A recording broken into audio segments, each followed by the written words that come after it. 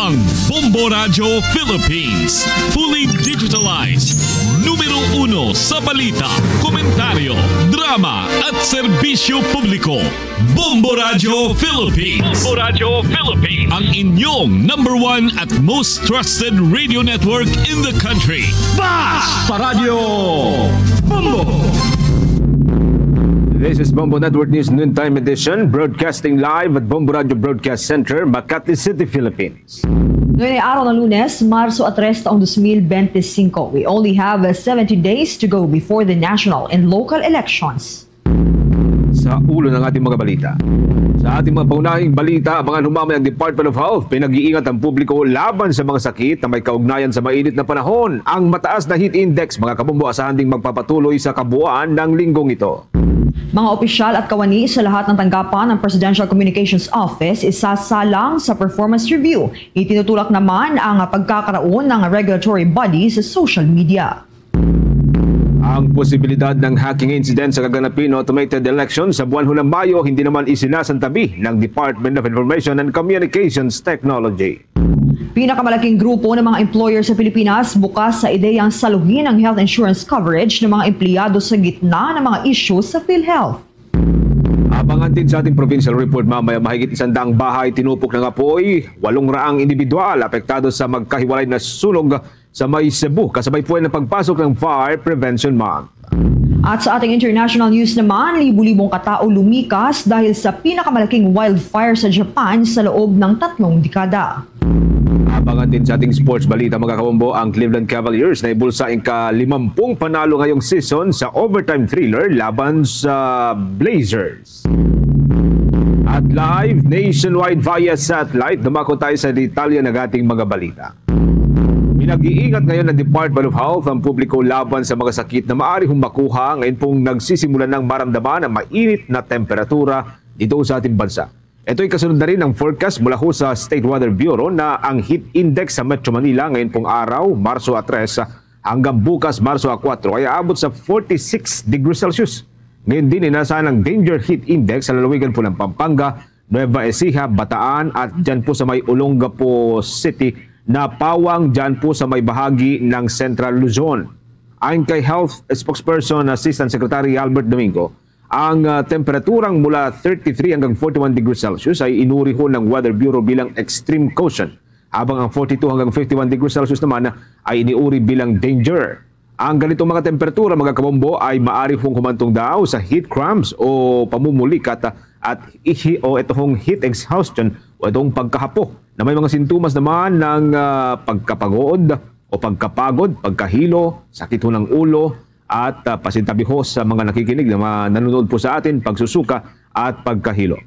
Nagbabala rin ang opisyal na ang matagal na pagkakalantad sa init ng panahon ay nagpapataas ho ng posibilidad ng heat stroke, isang seryosong kondisyon o banta na may kaakibat na pagkawala ng malay, pagkalito o kaya naman ay seizure o kumbulsyon na maaari hong pagka o nakakamatay kung hindi po ito ginagamot o nagamot. Kung sakali mang maramdaman ang nabanggit na mga sintomas, narito po ang payo ng Department of Health para sa paunang lunas.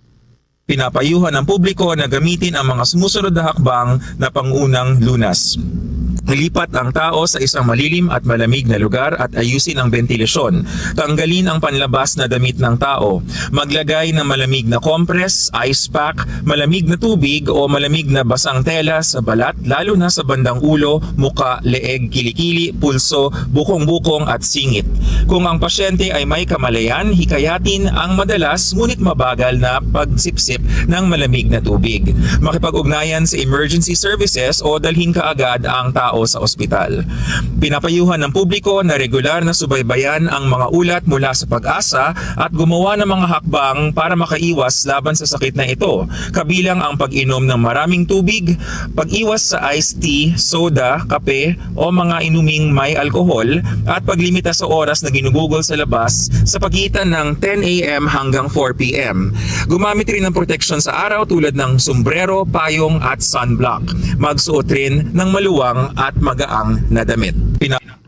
Iyan po yung mga kalipunan ng mga payo ng Department of Health sa pamagitan ng tagapagsalita ho ng ahensya si Assistant Secretary Albert Domingo. Samantala, sa isang statement, inayag po nitong si Department of Health Secretary Ted Herbosa na maituturing ng mapanganib kapag umabot sa 42 degrees Celsius ang heat index. Kahit nagpaalala ito sa publiko na dalasan ang pag-inom na malinis na tubig at umiwas sa pagkakabilad sa araw mula po alas 10 ng umaga hanggang alas 4 ng hapon. Sa kaugnay pa rin balita mga kabombo ka Star Nation, sinuspende na rin po ng lungsod ng Maynila ang pasok sa mga eskwelahan ngayon pong hapon dahil yan sa mataas na heat index. Batay ho sa nilabas na abiso ng lokal na pamahalaan ng Maynila City. Wala hong pasok ngayong hapon sa lahat po ng level, mapapampubliko man o pribadong eskwelahan. Posible kasing papalo sa 42 degrees Celsius ang heat index sa malaking bahagi po ng lungsod at maaari hong maranasan ito pagsapit ho ng alas 2 ng hapon. Bagay na malaking banta sa kalusugan ng mga estudyante o mga mag-aaral. Ang tuluyang pagsuspende sa pasok ho sa mga eskwelahan ay batay na rin sa naunahong rekomendasyon ng Manila Disaster Risk Reduction and Management Office. Nauna nga pong nagsuspende ng klase maraming mga eskwelahan ngayon pong araw dito ho sa Metro Manila. At yan po'y katulad ng Caloocan City, Malabon City at Valenzuela. Kasunod na rin po yan ng forecast ng State Weather Bureau na mataas na heat index ngayong araw Marso 3. Sa kaugnay pa mga balita, posibleng magpapatuloy sa kabuuan ng linggong ito ang mataas na heat index batay sa pagtaya ng State Weather Bureau. Ngayong araw Marso 3, una nang pumalo sa 46 degrees Celsius ang heat index sa ilang lugar sa Metro Manila. Ang mga ito ay nasa ilalim na ng danger classification. Ayon pa sa Weather Bureau, kasabay ng unti-unting pagtatapos ng northeast monsoon o hanging amihan, ay asahan ang pagpapatuloy na ito sa mas marami pang mga lugar. Marami sa mga lugar na maaring mauunang makakaranas ng mataas na heat index ay mula sa National Capital Region, Central Luzon, Mimaropa, Cagayan Valley at iba pa. Una nang ipinayo ng Weather Bureau ang iba yung pag-iingat sa publiko dahil sa matinding sikat ng araw, lalo na sa mga oras ng alas 10 ng umaga hanggang alas 4 ng hapon. Ilang mga lokal na pamahalaan na rin ang nagkansela ng pasok ngayong araw bilang pag-iingat sa pagsisimula ng pag-angat ng heat index. Dumako tayo sa iba pang mga malalaking balita mga kabombo. Mga opisyal at yung mga kawani sa lahat po ng tanggapan ng Presidential Communications Office. Isasalang ho dun sa tinatawag na performance review o performance evaluation ayon kay Secretary J. Ruiz. Sinabing napapanahon na rin para ho magkaroon ng tinatawag na regulatory body sa social media. May update po dyan si Bombo Annalise Soberano. Isa sa ilalim sa isang performance evaluation ang lahat ng mga opisyal at empleyado sa lahat ng tanggapan ng Presidential Communications Office. Ito ang kinumpirma ni Presidential Communications Office Secretary J. Ruiz nang dumalo ito sa flag raising ceremony kaninang umaga. Sa kanyang mensahe sa mga empleyado ng ahensya, ipinaliwanag nito na standard operating procedures ang pagsusumite ng courtesy resignation sa mga ahensya ng gobyerno kapag may bagong umupong pinuno. Matatandaan na naglabas ng memorandum si Executive Secretary Lucas Bersamin na nag-uutos ng pagsusumite ng courtesy resignation sa lahat ng mga hindi permanenteng itinalaga sa Presidential Communications Office. Dahil dito, sinabi ni Ruiz na magkakaroon sila ng evaluation sa performance. Ayon sa kalihim, nakadepende niya sa performance na ipinakita ng mga tanggapan at mga kawani kung karapat-dapat silang panatilihin sa pwesto o kailangang palitan na sila. Sinabi pa ni Ruiz sa mga opisyal at empleyado ng PCO na magdadala siya ng sariling tao niya na kanyang pinagkakatiwalaan. Mahirap naman kasi anyang magtrabaho nang hindi niya kilala ang mga makakasama.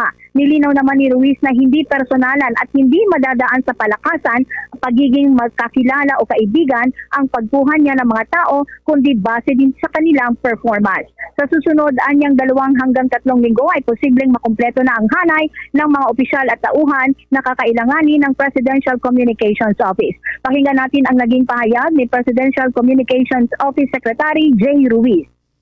Para lang sa amin naman, kumbaga, siyempre, free-hand sa pagpili ng ating mga kasama.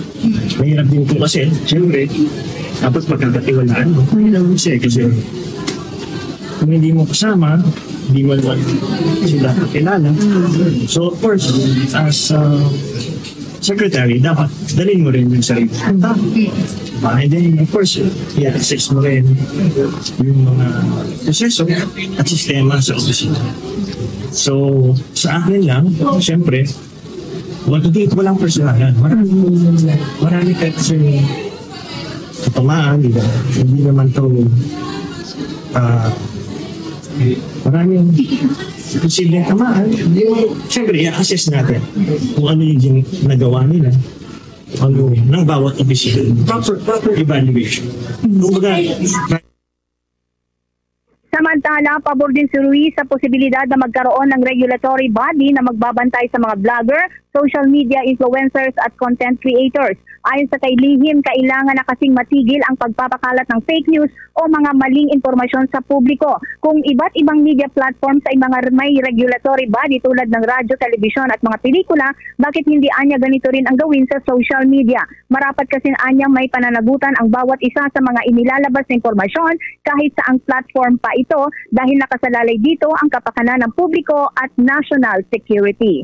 Live mula dito sa Malacanang, Bombo Alabi, Montaño Soberano nag-uulat para sa number 1 and most trusted radio network in the country, Bombo Radio Philippines, Basta Radio, Bombo.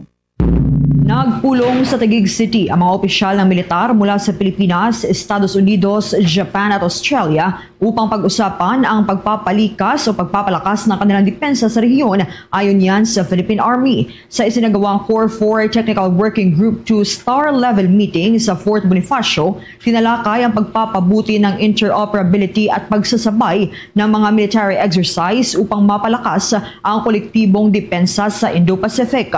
Binigyan din ang kahalagahan ng pagpapalitan ng impormasyon at pagpapatibay ng tiwala para sa mas epektibong kooperasyon.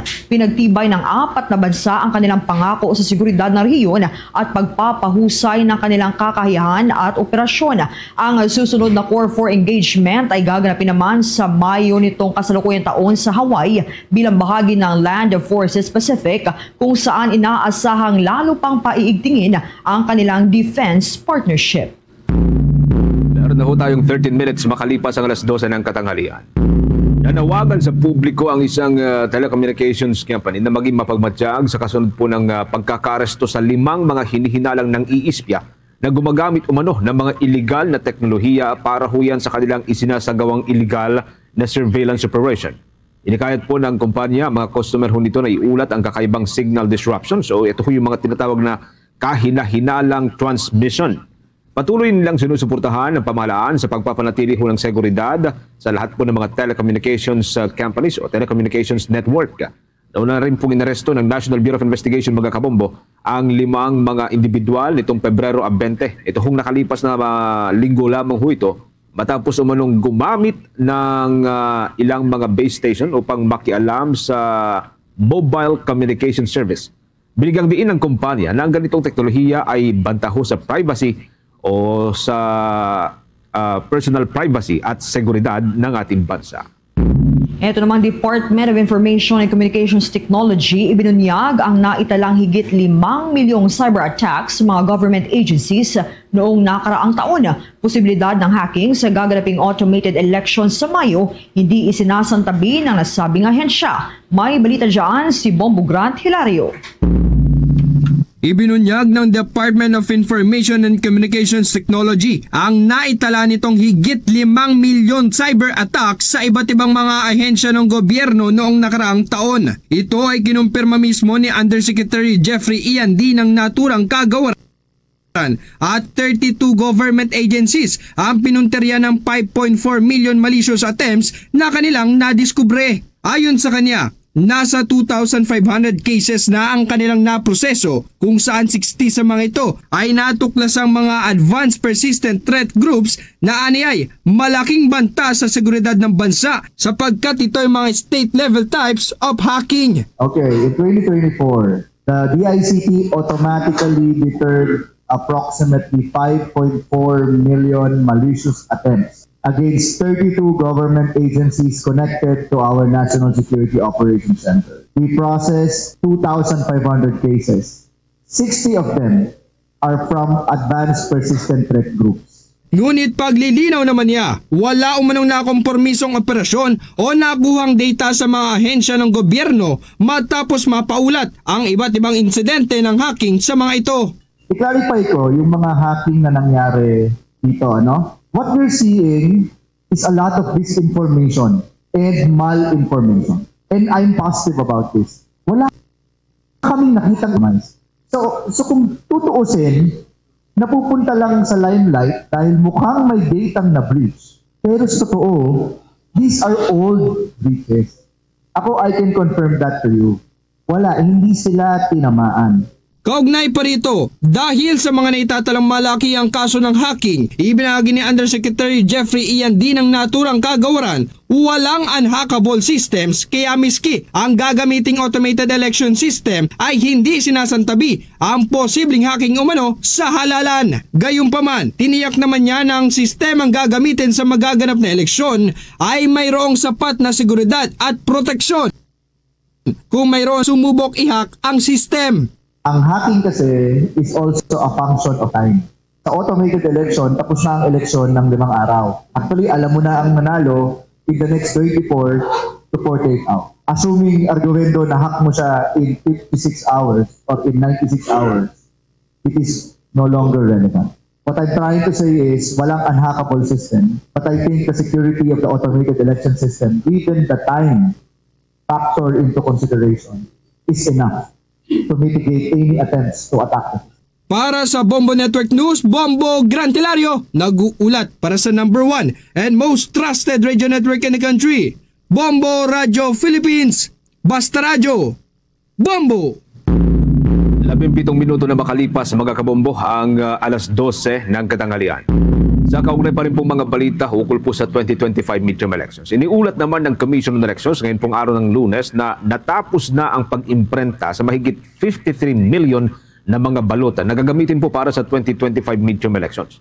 Ito katumbas ng 76.58% ng 72 million na kailangang balota para ho sa nalapit na halalan. Kaya't nasa kabuang 16,338,956 na balota pa ang nakatakda pong imprenta. Maalala ho na noong lamang Enero 27, muli pong ipinagpatuloy ng Commission on Elections ang pag-imprenta sa mga opisyal na balota matapos suspindihin kasunod po ng paglalabas ng Korte Suprema nitong mga serye ho ng temporary restraining order laban sa mga diskwalipikadong ilang mga kakandidato. Samantala, target po ng Commission on Elections mga kabombo na matapos ang pag-imprenta ng lahat po ng mga balota ngayon pong Marso at ang pag-verifika hanggang sa buwan ho ng Abril o sa susunod na buwan. Sa iba pang malalaking balita, bukas ang pinakamalaking grupo ho ng mga employer sa Pilipinas sa ideyang saluhin na lamang yung health insurance coverage ng kanilang mga empleyado. Kabilang na ho rito yung posibleng bayad na may dudulot nito sa panig ng mga employer. Ito ay sa gitna na rin ng mga kontrobersiyang bumabalot sa Philippine Health Insurance Corporation. Ayon kay Employers Confederation of the Philippines President Sergio Ortiz Luis Jr., kung wala hong magiging improvement sa pamunuan ng Philippine Health Insurance Corporation, posibleng mag-self-insure na lamang ang mga kumpanya kung saan maaring mas makinabang pa dito ang kanilang mga empleyado. Bagamat may mga kumpanyaan yan na nag-aalok ng mga private health insurance, karamihan kasi ay nakadepende pa rin sa PhilHealth para ho sa health insurance coverage ng kanilang mga empleyado dahil ito ho ay mandatory health insurance system at yan po'y makakasaklaw sa lahat ng mga Pilipino. Hinimok ni Bangsamoro Interim Chief Minister Ahod Ibrahim ang mga mamamayan na ipagpatuloy ang panalangin at gawain para sa kapayapaan hindi lamang ngayong Ramadan kundi sa buong taon. Ayon sa kanyang mensahe sa unang araw ng pag-aayuno, ipinagdarasal niya ang kapayapaan hindi lamang sa Bangsamoro kundi sa buong mundo at hinikayat ang bawat isa na magsakripisyo at magbigay ng tulong sa mga kapuspalad. Binanggit ni Ibrahim na sa kasalukuyang kinaharap na rehiyon ang ilang hamon tulad ng paghihiwalay ng sulu sa regional bureaucracy at ang nalalapit na kauna-unahang parliamentary elections. Bilang suporta naman sa mga reliyosong gawain ngayong banal na buwan, iniutos ni Ibrahim ang pagbabago ng oras ng trabaho para sa mga empleyado sa lahat ng Bangsamoro Autonomous Region and Muslim Mindanao Ministries, offices at agencies.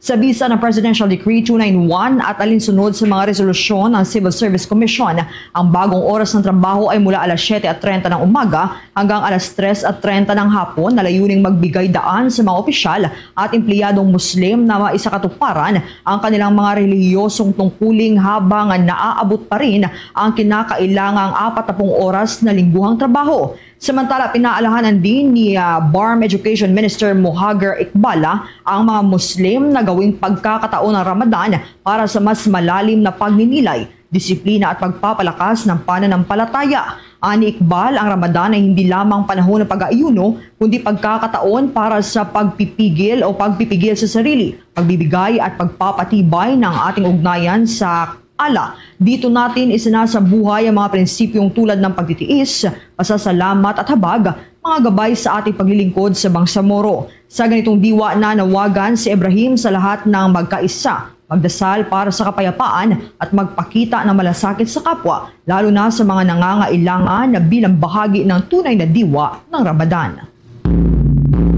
Oras na natin mga kabombo, mayroon na ho tayong 20 o 20 minuto makalipas ang alas 12 ng katanghalian. Mukha pa tayo ng mga dagdag ng mga report mula sa ating mga kasamahan. Si Senator o Senate President Escudero kinwestiyon itong timeline ng pag-aaproba nitong mga EP para ho sa mga mining corporations dito ho sa Pilipinas. Ang mga detalye mula sa pag-uulat ni Bombo Bea Peniza. Kinwestiyon ni Senator Francis Chis Escudero sa Committee on Environment, Natural Resources and Climate Change ang Department of Environment and Natural Resources kung bakit matagal ang nagiging pag-aaproba ng mga exploration permits sa mga mining companies. Sa naging pagdinig, binigyang diin ng senador na pasok umano sa top 10 ang Pilipinas sa mga bansang may pinakamayaman na likas na yaman sa buong mundo, kaya buong pagtataka niya kung bakit hindi at walang naiaambag ang mga ito sa Gross Domestic Product o GDP ng bansa. Ani Escudero, hindi naman siguro at imposible umanong umabot ng 23 taon ang timeline ng pag-aaproba ng exploration permits ng ilang mga mining companies. Kung ganito anya katagal ang nagiging pag-aproba sa mga EP, hindi umano sapat na dahilan ang force majeure para matagalan ang pag-grant ng mga EP ng 49 na mga korporasyon. Ganun katatagal? Sabi naman. Bali yung... Ganun katatagal? Bago nyo mag-grant ang EP? I'll give you an example, Philex Mining. EP number, so on and so forth. Tuba Benguet. This is one of the 49, by the way.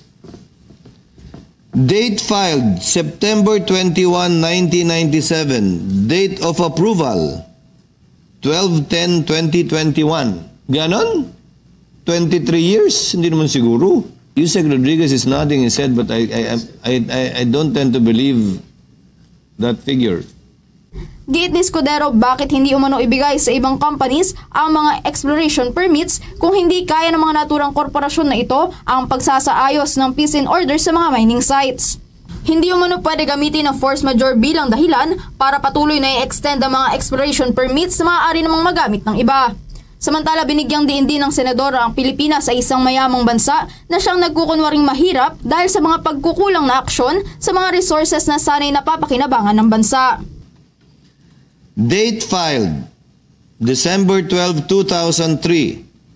Date of approval or renewal, September 29, 2023. Ano to?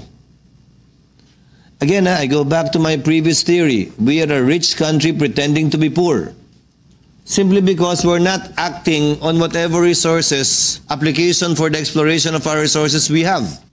Sa ngayon ay nananatili sa less than 1% ang nagiging kontribusyon ng mineral sector ng Pilipinas gaya ng copper, nickel at gold sa GDP ng bansa base sa updated statistics ng nakaraang taon. Para sa Bombo Network News, Bombo Bea Peniza nag-uulat para sa number 1 and most trusted radio network in the country, Bombo Radio Philippines. Basta radio, Bombo! Sa iba pang mga balita, tumaas pa rin ang bilang ng mga Chinese arrivals sa Pilipinas sa kabila po ng tuluyang pagbabawal o pag-ban sa Philippine Offshore Gaming Operator, mas kilala sa tawag na POGO. Ang Bureau of Immigration's Commissioner Joel Anthony Viado, lumubaba sa 20% o sa 20% o mahigit kalahating milyon. Yan po'y katumbas ng 500,082 yung mga Chinese arrivals nitong nakalipas na taon. Mas mataas ito kumpara ho sa mahigit 400,000 lamang nitong 2023 o sa sinundan po nitong taon. Paliwanag ho nitong si Bureau of Immigration spokesperson Dana Sandoval, bagamat tumaas ang arrivals mula ho sa China, natiling malayo pa rin ang bilang na ito sa naitala noong bago nagkapandemya sa bansa. Umabot daw ho kasi noon sa 1.9 million ang mga Chinese arrivals. Sa bahagi naman ng Department of Tourism, Sinabi nito na maiuugnay ang pagtaas ng bilang ng mga turistang Chinese sa bansa sa pagtaas ng bilang ng mga flights mula noong 2023 sa commercial at maging sa chartered flights. Kabilang noong unang kalahati po ng 2024 na nagkukonekta sa China, sa Cebu, Bohol, hanggang doon sa bahagi po ng Davao sa may Mindanao area. Ngayon din ang mga cruise ship na nagdadala daw ng malalaking bilang ng mga bumibisitang turista sa bansa nagsimula noong second quarter o second half ng 2024. Samantala, nanawag naman si Senate President Francis Chis Escudero na suriin ang operasyon ng Philippine Inland Gaming Operator so itong tinatawag na PIGOS upang matukoy kung dapat pa itong ipagpatuloy lalo't madali itong ma-access ng mga Pilipino. Ayon kay Escudero, hindi gaanong napansin ang PIGOS dahil sa mga kontrobersyal ng bumalot ng Philippine Offshore Gaming Operators o POGOS, ngunit pareho lamang umano ang iniaalok nilang online games sa mga lokal na manlalaro. Binigandiin niya yung mga isyong panlipunan laban sa POGO ay totoo rin sa PIGOS at dapat itong pagtuunan ng mas malaking pansin. Kung mapatunayang nagdudulot ito ng negatibong epekto lalo na sa mga mahihirap, iminungkahi ni Escudero na pag-aralan ang posibilidad ng pagbabawal dito tulad ng Philippine Offshore Gaming Operator. Sa iba pang mga malalaking balita, nagsampa ho ng kaso ang Bureau of Plant Industry sa ilalim po ng Department of Agriculture ito laban sa Chastity Consumer Goods Trading dahil po yan sa maling deklarasyon ng mga imported na sibuyas bilang mga processed food.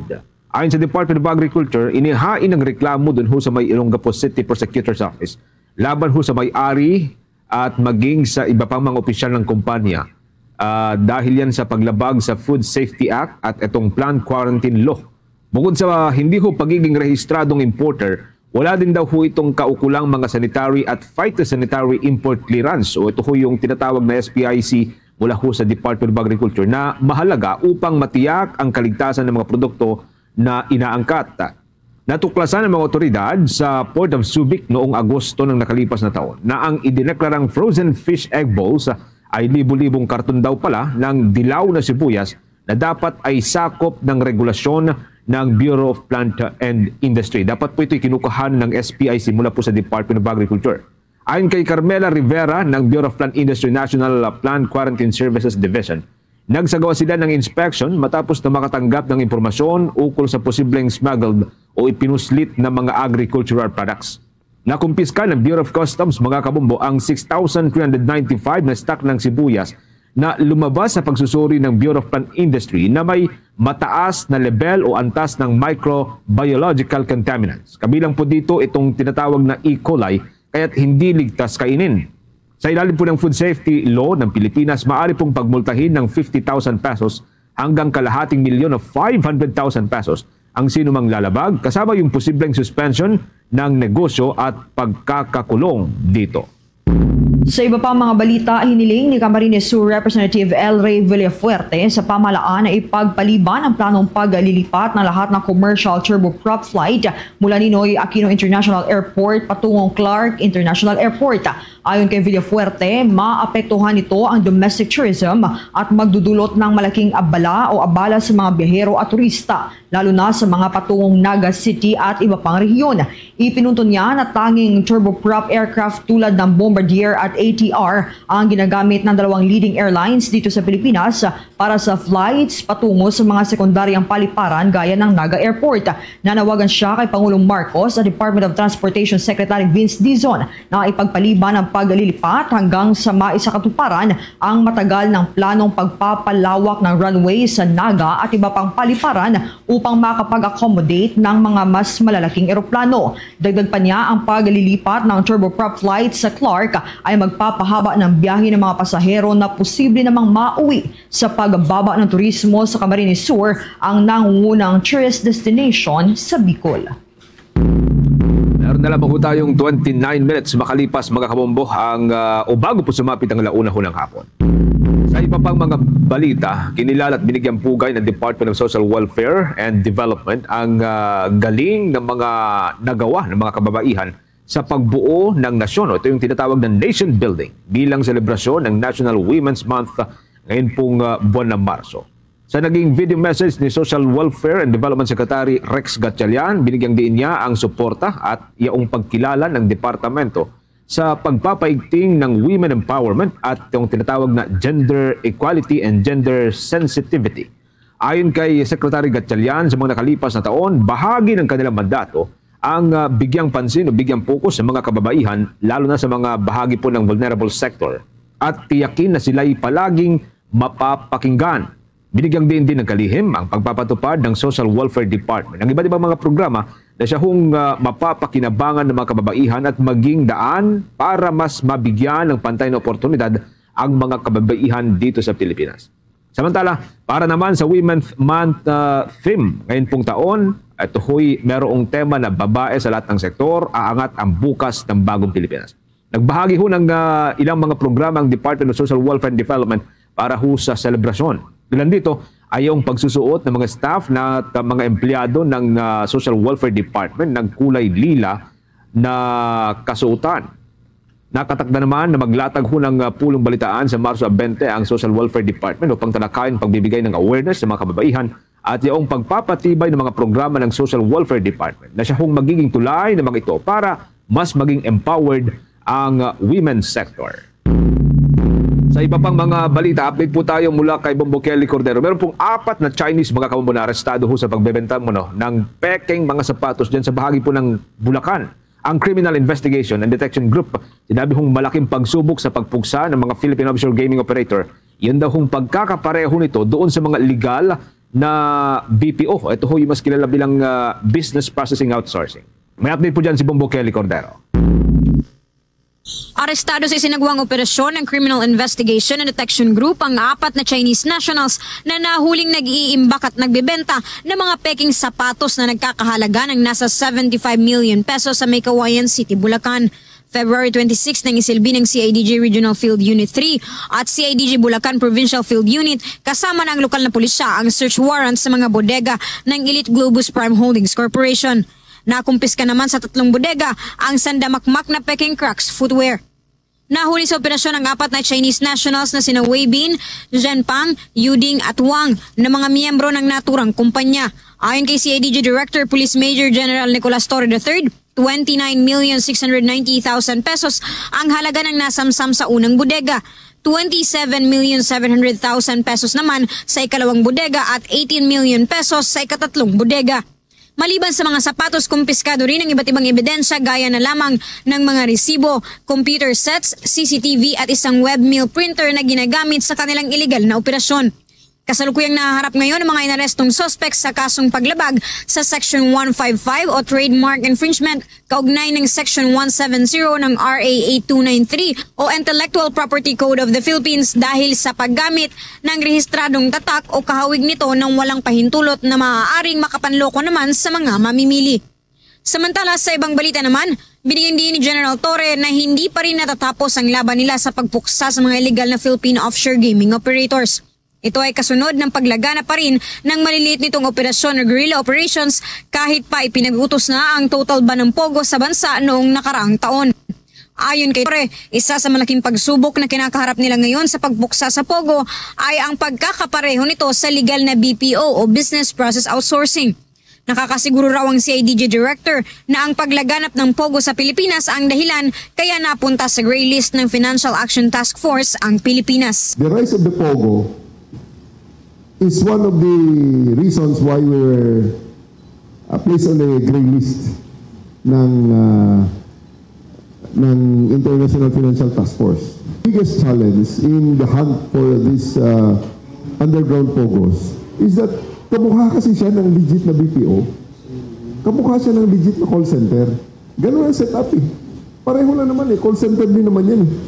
Kaya lang, ang kanilang kliyente, gambling. Ayun. Yes. Para sa Bombo Network News, Bombo Kelly Cordero nag-uulat para sa #1 and most trusted radio network in the country, Bombo Radio Philippines. Basta Radio, Bombo! Bombo International News. Lumikas ang libu-libong residente mula sa hilagang bahagi ng Japan matapos sumiklab ang pinakamalaking wildfire sa bansa mula noong 1992. Mahigit 2,000 katao ang napilitang tumakas sa lungsod ng Offunato habang 1,200 naman ang nananatili sa mga evacuation center. Ayon sa mga ulat, tinatayang nasa 1,800 hektarya na ang natutupok ng apoy.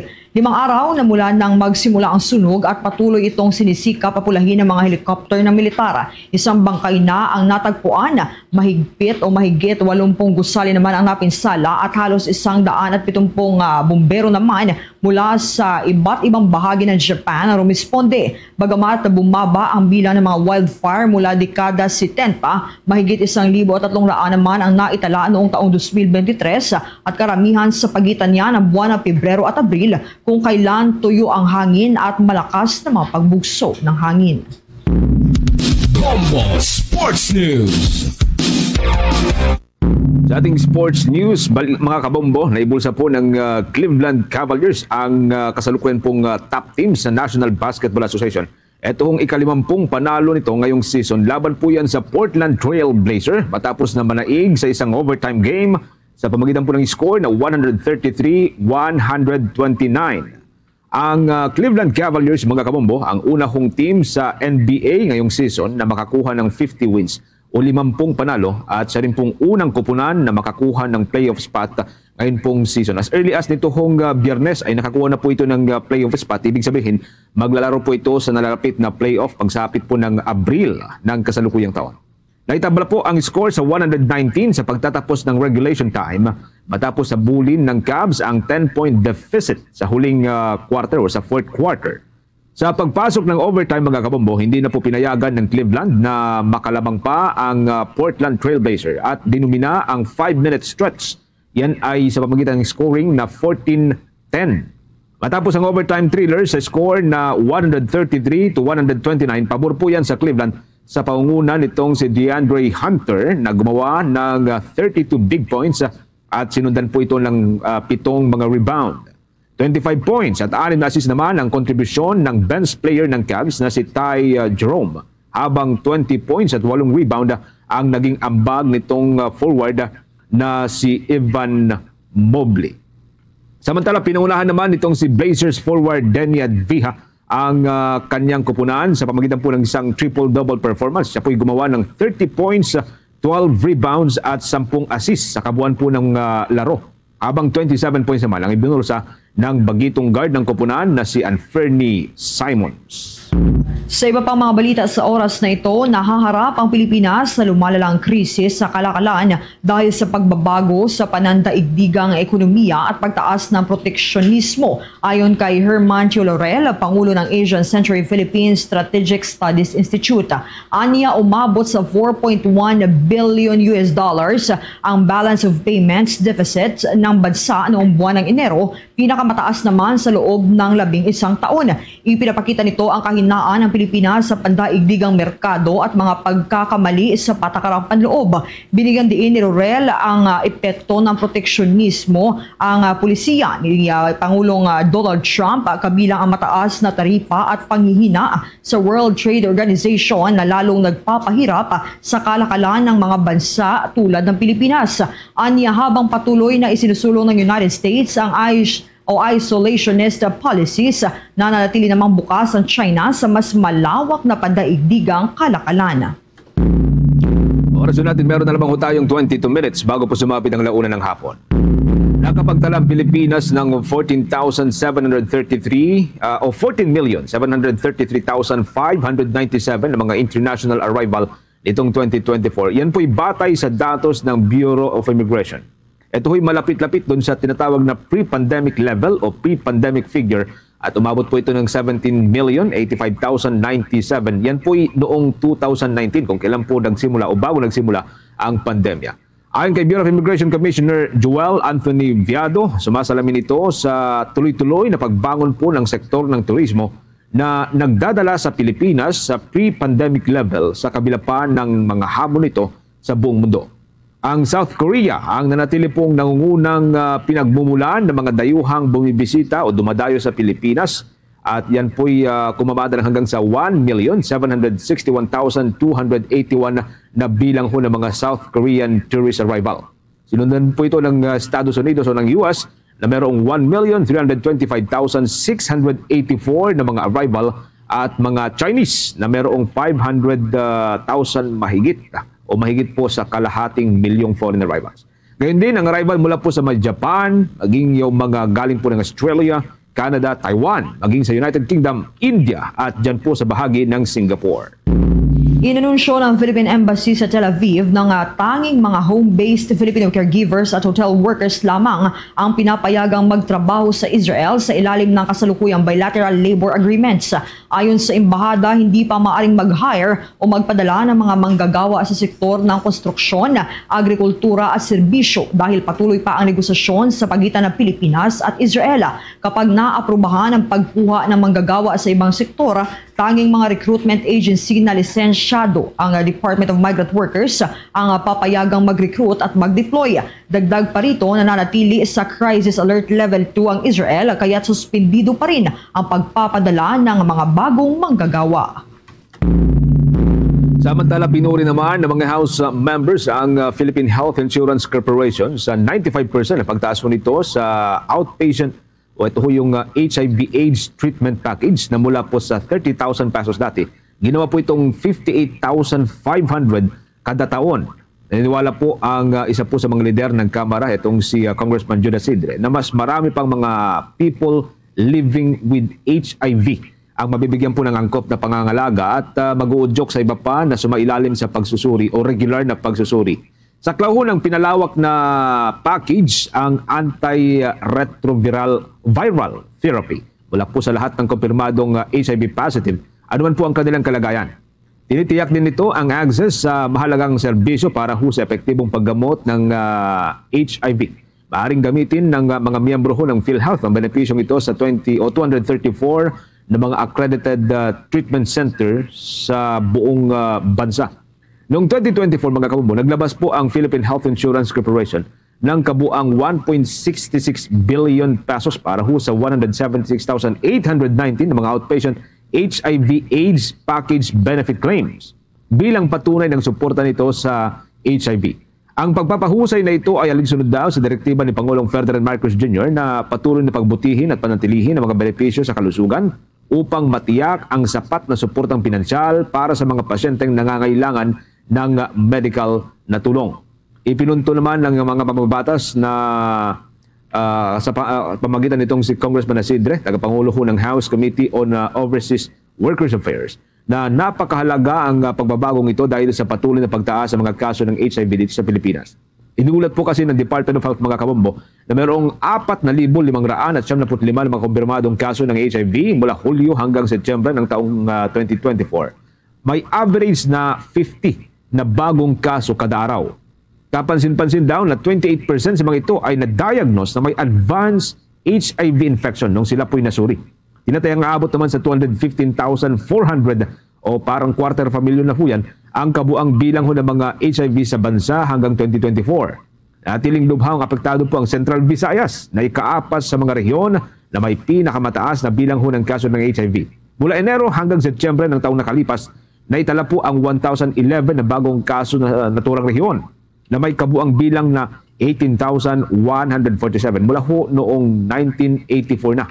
Karamihan sa mga kasong ito ay mula ho sa mga individual na may edad 15 o 15 anyos hanggang 34 anyos kung saan ang pangunahing sanhi ng transmission ay sexual contact, lalo na ang mga male-to-male transmission. Pasintabi po sa mga kabataan po nakikinig po yan. Marami pa rin Pilipino ang nag-atubiling magpasuri daw dahil po sa tinatawag na HIV stigma, ngunit ang mas madaling access sa paggamot at suporta mula po sa gobyerno ay maaari pong makatulong upang mabago ang ganitong pag-iisip. Nanawagan naman ang mga magbabatas na palakasin ang education sa pagpapalagana po ng kaalaman upang suportahan ang pinalawak na sa benepisyo. Init po nito na ang pagsunod sa safe practice, regular testing at pag-alis ng stigma sa HIV ay mahalagang hakbang upang mapigilan ang pagkalat po ng virus. Sa pamagitan ng pag-unaw at pagtanggap, mas mapapadali umano ang pagsusuri at paggamot na makakatulong sa mas epektibong pagkontrol at pagkalat ng human immunodeficiency virus. Sa mga oras na ito, mga kabombo Star Nation, dumako na tayo sa ating mga provincial report. Ikalawang araw ng Fire Prevention Month sa Cebu City. Sinalubong ng 2 sunog, mahigit 10 bahay na sira at 800 individual apektado. May detalye dyan ang Bombo Radyo Cebu. Mahigit sa 800 na individual ang nawalan ng tirahan matapos ang malaking sunog sa Barangay Mambaling, Cebu City sa ikalawang araw ng Fire Prevention Month noong Linggo, Marso 2. Sa panayam ng Bombo Radio Cebu, kinumpirma ni Senior Fire Officer 2 Wendell Villanueva, salita ng Cebu na tinamaan ng apoy ang isang komunidad na maraming residente sa sitio na Barangay Mambaling, kung saan tumagal ng halos 2 oras ang sunog na tumupok sa 1.5 million pesos na halaga ng ari-arian. Samantala, nakausap ng Bombo News Team si Portia Basmayor, ang OIC ng DSWS, kung saan ipinilawanag nito na sa pinakaulahing bilang ay lumabas na 105 na bahay ang naapektuhan ng sunog, kung saan 100 ang ganap na naabo. Nagresulta ito sa paglikas ng hindi bababa sa 800 na individual na karamihan ay kasulukuyang naninirahan sa mga kalapit na gym at paaralan sa barangay. Sa kabilang banda, sumiklab naman ang pangalawang sunog sa bunkhouse ng isang construction company sa South Road Properties. Aabot sa tinatayang 4 million pesos ang kabuang danyos ng 2 sunog na tumupok sa Cebu City kahapon sa ikalawang araw ng Fire Prevention Month. Sa ngayon, wala pang natukoy na sanhi ang mga kabuberohan sa nasabing insidente. Fortunately, wala tayong na-record na injury or casualty sa naturang sunog. It's very challenging for sa mga bumbero to do the firefighting. Na-manage naman natin ang naturang sunog, although we raised the alarm to second alarm, but napula natin, and then we were able to evacuate the residents, no? Mula rito sa lungsod Luig ng Cebu, Bombo John Nakanyati para sa number 1 and most trusted radio network in the country, Bombo Radio Philippines. Basta Radio, Bombo. Ang Commission on Elections tinawag naman na balat sibuyas ng isa pong election watchdog. Mayapit po dyan ang Bombo Radio Kawayan. Tinawag ng election watchdog na kontradaya ang Commission on Election o COMELEC na balat sibuyas sa ginawa nitong pagsasampa ng kaso laban sa mga individual o kandidatong kumikasyon sa kanang halalan sa buwan ng Mayo. Gamit sa panayam ng Bombo Radio Kawayan kay kontradaya convener Professor Danilo Araw, sinabi niya na hindi na bago ang ganitong hakbang ng COMELEC dahil una na rin nilang diniskwalipika ang isa pang congressional candidate dahil dinumano sa mga komento nito laban sa komisyon at pagkwestiyon na trata ng Miro system na siyang mga ngasiwa sa halalan sa Mayo.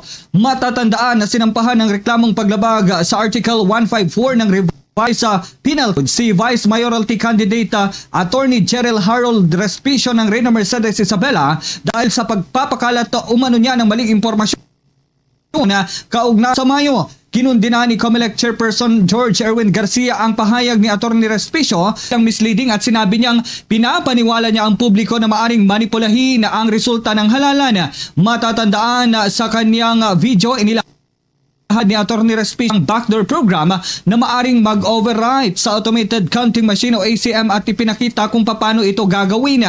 Binanggit ni Garcia na ang mga pahayag ni Respicio ay hindi lamang pag-atake sa COMELEC kundi sumisira sa buong proseso ng halalan at integridad nito. Ayon kay Professor Araw, sa halip na magsampa ng kaso ang COMELEC, bakit hindi na lamang linawin kung anuman ang nais klaruhin sa automated election sa Mayo? Dahil sa ginawang ito ng eleksyon, mas mapapataas niya ang pagdududa at agam ng publiko. Yun yung problema sa COMELEC, masyadong balat sibuyas for lack of a better term.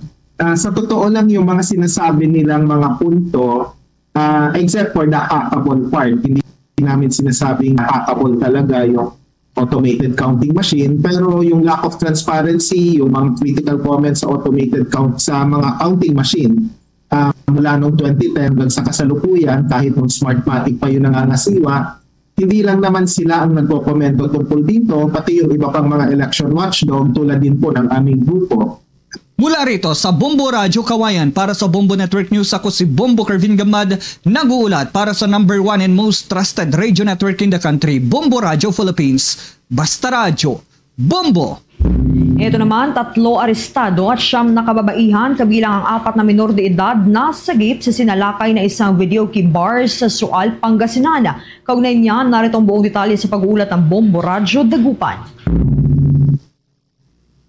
Inaresto ang nasa 3 individual habang nasagip naman ang 9 na kababaihan kabilang ang 4 na minor de edad sa isinagawang pagsalakay ng National Bureau of Investigation o NBI Alaminos City District Office sa sa isang video okay bar sa bayan ng Sual dito sa lalawigan ng Pangasinan matapos mapag-alamang nag-aalok ang mga ito ng panandaliang aliw sa mga customer.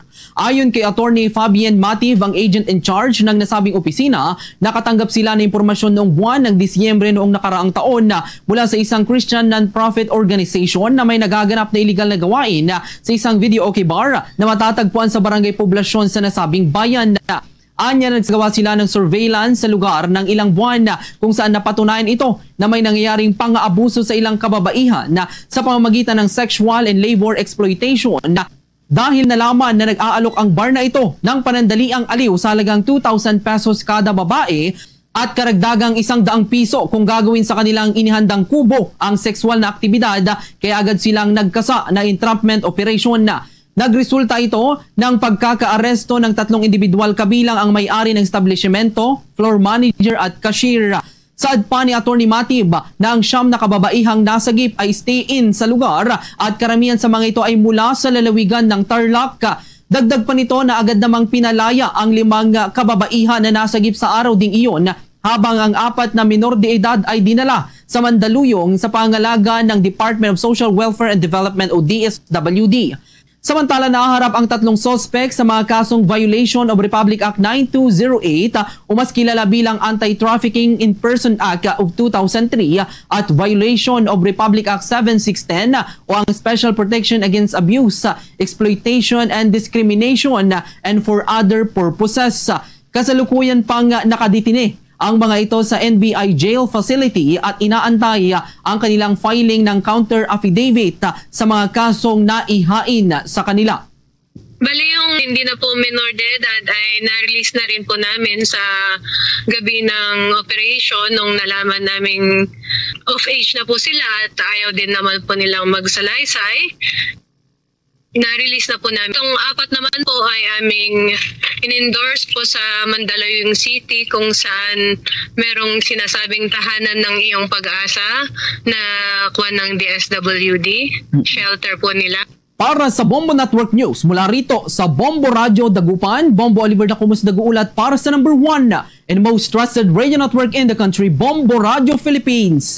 Basta Radio! Sa iba pang mga provincial report, ito hong highlight at pagtatapos ng Iloilo Guimaras Parao Regatta Festival. Naging matagumpay habang yung lechon contest dinagsa ng mga bisita. May update po dyan ang Bombo Radio Iloilo. Naging matagumpay ang highlight at pagtatapos ng 52nd edition ng Iloilo Guimaras Parao Regatta Festival 2025 na tinaguri ang oldest at largest traditional craft event sa Asia at ang pinakamalaking sailing event sa buong bansa. Ang festival na ito na binansagang sa Asia ay may temang Sailing Blue Waters on this Green Earth. Ayon kay Mr. John Lex Espinosa Bayumbong, ang chairman ng Parao Regatta Festival, ito ay muling testamento na iniingatan at pinagmamalaki ang kultura sa Iloilo katulad ng Parao na isang malaking parte ng kasaysayan ng mga Ilonggo. Pagdiriwang ay ang sailing event kung saan nagpaligsa ng mga Parao mula sa Villa Beach sa Arevalo, Iloilo City papunta sa Guimaras Island at pabalik naman sa Villa Beach. Katulad ng inasahan, dinagsa ng mga tao ang lechon contest kung saan libreng ipinamigay sa mga nanood ng festival. Nagtapos ang event sa pamamagitan ng fireworks display. As the chairman, I stand before you with immense gratitude for every individual who has contributed to the success of this event. Let us reflect the shared moments, the camaraderie, and the unstoppable spirit that we have built. As we look towards the future, may our commitment to preserving our maritime heritage continue and inspire generations to come. Si Mr. John Lex Espinosa Bayumbong. Para sa Bombo Network News, ito si Bombo Ayan Gahete. Para sa number 1 and most trusted radio network in the country, Bombo Radio Philippines. Basta Radio! Bombo! Pilipinas nakuha ang kampyonato sa 2025 World Ice Art Championships sa Alaska, USA. May detalye dyan ng Bombo Radio Legazpi. Muling pinatunayan ng mga Pilipino ang kanilang talento at kakayanang makipagsabayan sa mundo ng ice art. Ito matapos magkampiyon ng Pilipinas sa 2025 World Ice Art Championships multi-block classic competition na ginanap sa Alaska, USA. binubuo ang kapti na si Rose Abaisas kasamang kanilang mga miyembro na sina Victor Dagatan, Angelito Baban at Antonio Baisas kung saan ang ibabaw ang kanilang obra na may titulo na Summoned by the Queen. Sa panayam ng Bombo Radyo Legazpi, sinabi ni Baisas na hindi rin naging madali ang kanidaan ng paghahanda lalo pat hindi practice ang ice sculpture. Naging katunggali ng grupo ang mga kinatawan mula sa iba't ibang mga bansa sa mundo. Para naman kay Dagan, sinabi nito na malaking challenge sa kanila ang pagbababad sa lamig at matagal na panahon na hindi pagkikita-kita, subalit nagawa pa rin kamangha-mangha ang kanilang obra. Nabatid na pawang galing ang mga ito sa wood carving capital of the Philippines sa Paete, Laguna, kaya may background na umano sila sa arts, subalit aminadong iba pa rin ang ice sculpture. You know, this is our passion. This is like we don't go here because we get sponsor. No, we go here because we want to do this. We want to make it happen. So it would be nice if we can have help with someone or some organization. That would be great for the next time. So Para sa Bombo Network News, mula rito sa Bombo Radio Legazpi, ito si Bombo Romela Sakayan Wandang sa nag-uulat for the #1 and most trusted radio network in the country, Bombo Radio Philippines, sa Basta Radio. Bombo! Para sa mas kumpletong pakikinig ng music, entertainment, news, and information. Meron yan dito sa Bombo Radio. Dahil nandito ang music station ng Bombo Radio Philippines, ang Star FM. Sa Visayas naman, nandyan ang 95.5 Star FM Cebu, 99.5 Star FM Iloilo, 95.9 Star FM Bacolod, at 103.7 Rojas. Kahit saan sa Pilipinas at maging sa ibang bansa, lagi mong kasama ang Star FM. Dahil hindi lang kami sa radyo mapapakinggan, live din tayo sa Bombo Radio Philippines mobile app at sa Facebook. Kaya Star Nation, kung musika ang hanap mo, no worries. Dahil sagot yan ng Star FM, the music station of Bombo Radio Philippines. It's all for you, Star FM. Bombo Sports News.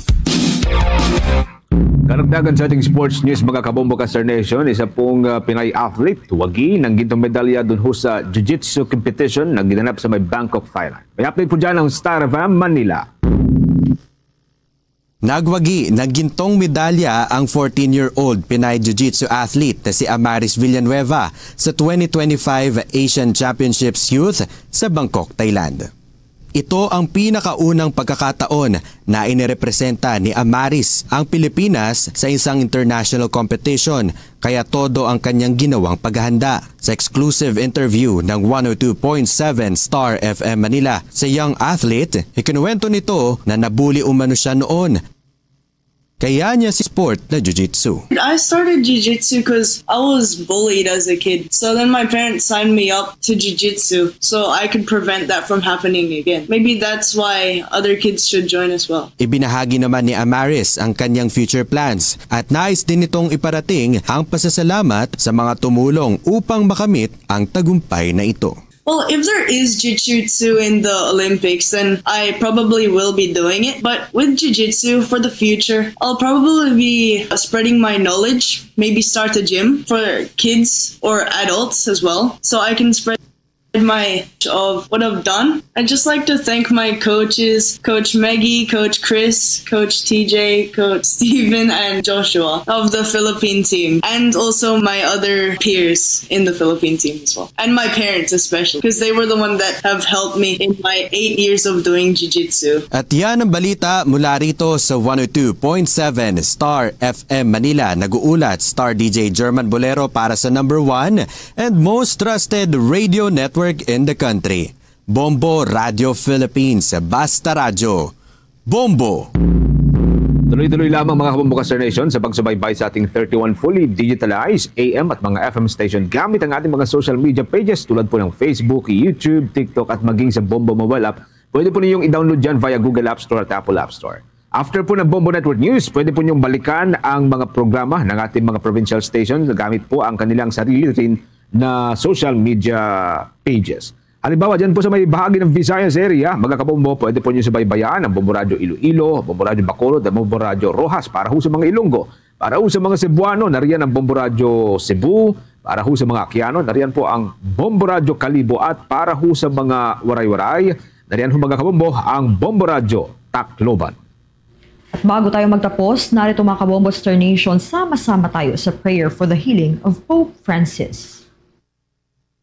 Loving and merciful God, we implore you to look kindly upon your servant, Pope Francis. Touch him with your compassion and consolation. Restore his health and renew his strength in mind, body, and spirit. Surround him with your peace and the support of the prayers of your holy people. We place Pope Francis in your healing love through the doctors, nurses, and medical professionals who take care of him. We ask this through Christ our Lord. Amen. Mary, health of the sick, pray for us. Luzon, Visayas at Mindanao at maging sa buong mundo, yan na pong kabuuan ng ating balitaan. Para sa pangtanghaling edisyon ng Bombo Network News, mula dito sa News Center Makati, para sa #1 and most trusted radio network in the country, Bombo Radio Philippines, Basta Radio. Bombo! Pagpangalagad sang Bombo Anay Sound to Diri sa FM, Bombo Radio Iloilo, ang flagship station sang the #1 and most trusted radio network kinakantri ang Bombo Radio Philippines. Adlaw kita karon sang Lunes, Marso 3, tuig 2025. Kagkaroon sa aton sininga, The Vote Countdown. 70 dias na lang kag national or 2025 national, local and farm elections na. Sa gihapon inimula gani mo ang kurman, Bombo Chama Blanco Hover. Sa mga dalaguan kag mga nagapaw na karon nga mga balita, magluwas sa 26 ka mga individual nga nadakpan bangod sa pauwak sa Banwa Sampavia. May napulo pagin nga nakapalagyo matapos magtaklas sa pader. Kaso ipasaka na subong adlaw. Sa dugang pa nga mga balita, pangayuan sang bulig sang 3 ka mga kabataan nga tuyo yabdak. Una nga bes nakita ang van. Duha sa 3 ka mga kabataan ginaligar tuyo nga yabdak nagpabutyag sang tuman nga kakulba. Samtang Bureau of Fire Iloilo Province ginako nga may mga unserviceable nga mga fire trucks apang nagarequest na agud matagan sang bag-o nga mga fire truck.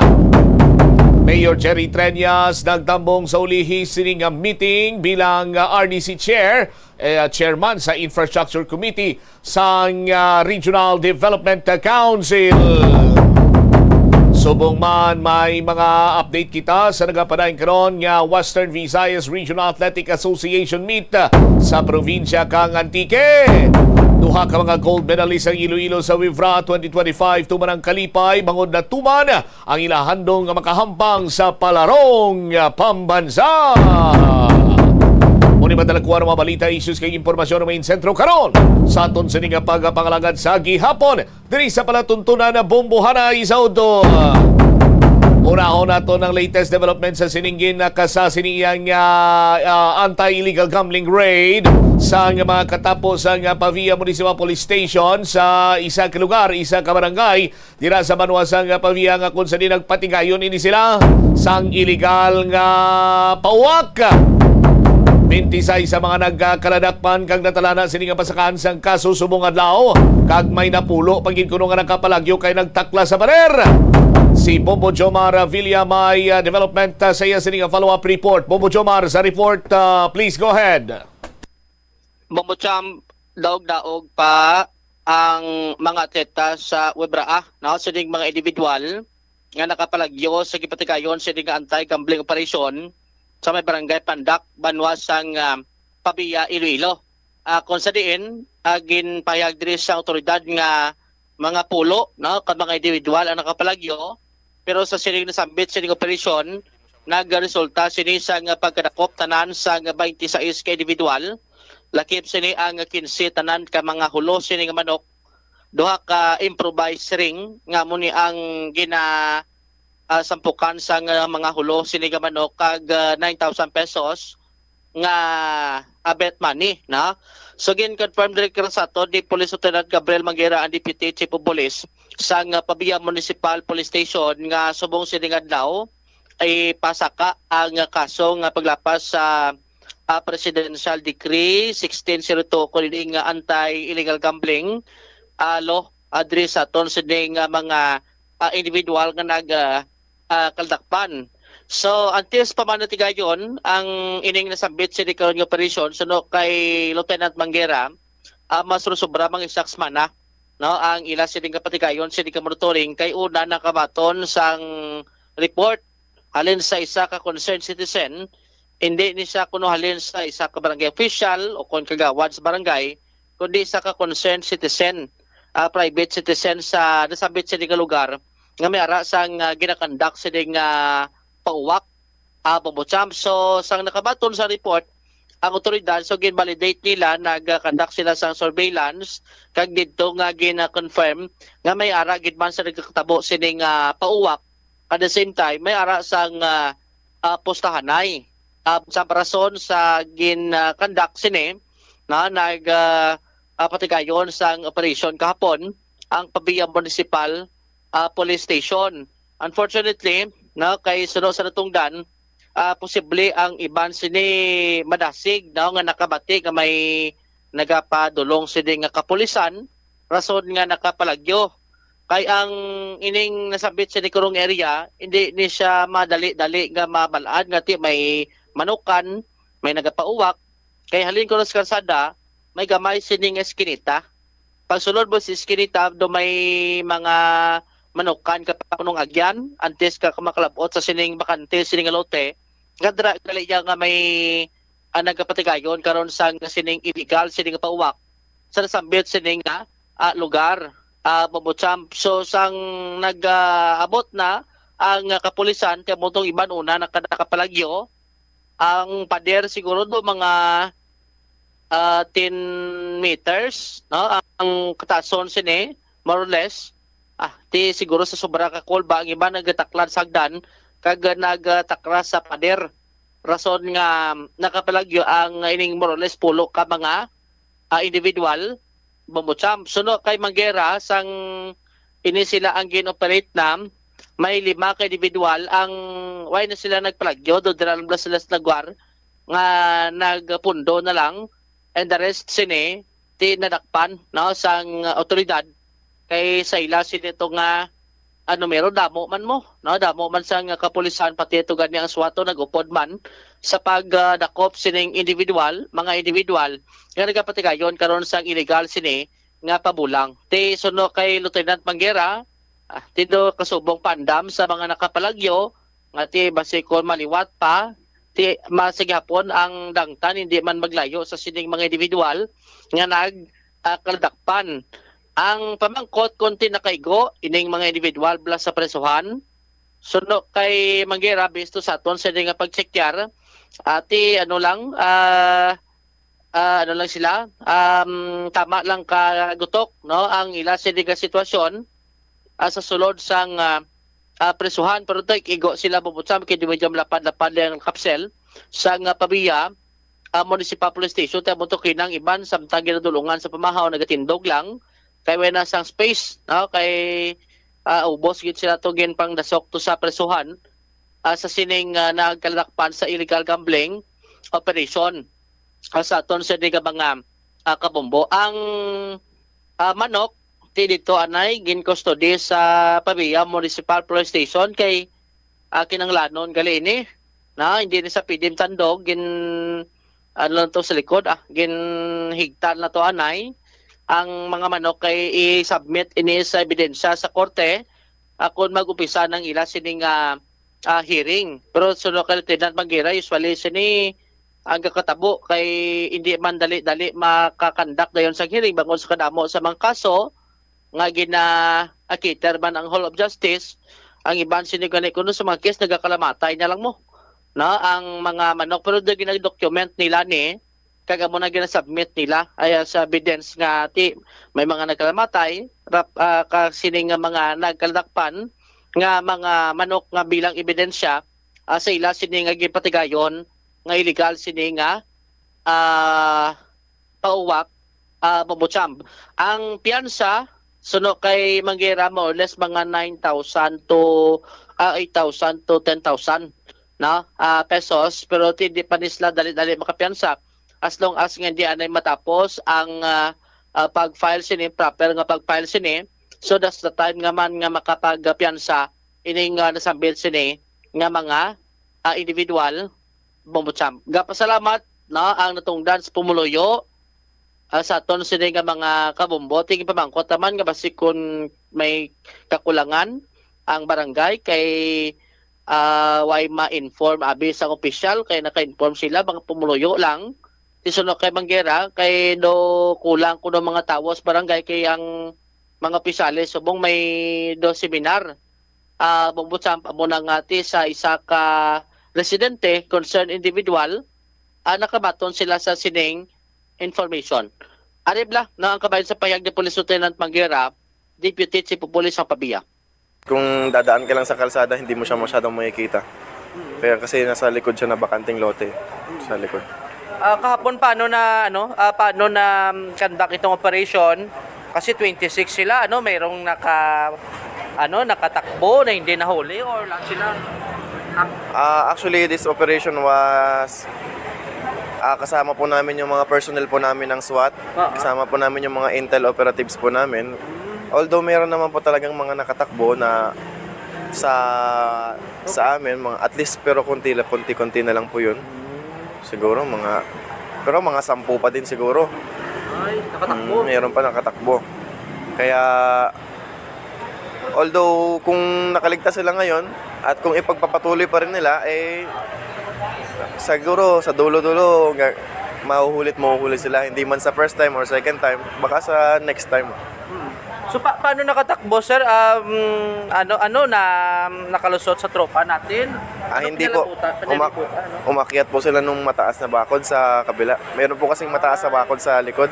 Okay. Kaya yung inakyatan po nila siguro mga 8 feet po yung inakyatan nila. Okay. Siguro nadala na po sila ng adrenaline rush at doon sila inabot ng nakaakyat po sila, maraming sugat. Ganun. Okay, pero nangihinabol pa ng tropa? Yes po, may mga humabol pa naman, pero sa dami talaga ng mga tumakbo. Ito actually 5 lang yung nag-surrender dito na hindi na tumakbo. Itong 26 na to, lahat to is pursuit namin lahat, hinabol-habol po namin lahat. Ang 26 dyan mismo sa area? Sa area. Bali ba yung 5 pang pumunta dito? 5 yung nandun sa area, na umupo na lang basta, hindi na sumama. Okay, hindi sila na umalis. The rest, takbo-takbo na kung saan. Pero ang area kasi mayroon ng mga posisyon. Ilan yatong personnel na nag-operate, sir? Mismo sa operation lang? Siguro mga 20 personnels po kami kahapon na nag... So parang one-on-one, no? Parang 1:1. Opo, 1:1. Pero syempre, sa 20 personnels na po kasi yun, meron po kaming mga videographer na may suot na body-worn camera, tsaka mga photographer, mga investigator on case. Siguro mga konti-konti lang naman siguro. Meron pa sa police natin officer nagbatobla, kumalag pa or meron naman pong resistance din siguro sa kabarin naman po, pero although sa ganun talaga manageable naman po yung resistance nila. Possible mayroong involvement man dito yung barangay na hindi na monitor actually wala po, walang naman pong involvement yung barangay Pandak dito. Na lang siguro, baka hindi lang siguro nalaman na ganito na pala kalaki yung operation na nagaganap doon. Pero ang information sa private individual or sa barangay official? Ang tip nyo na sa private individual po. Private, so hindi sa kapitan or sa official? Yes po.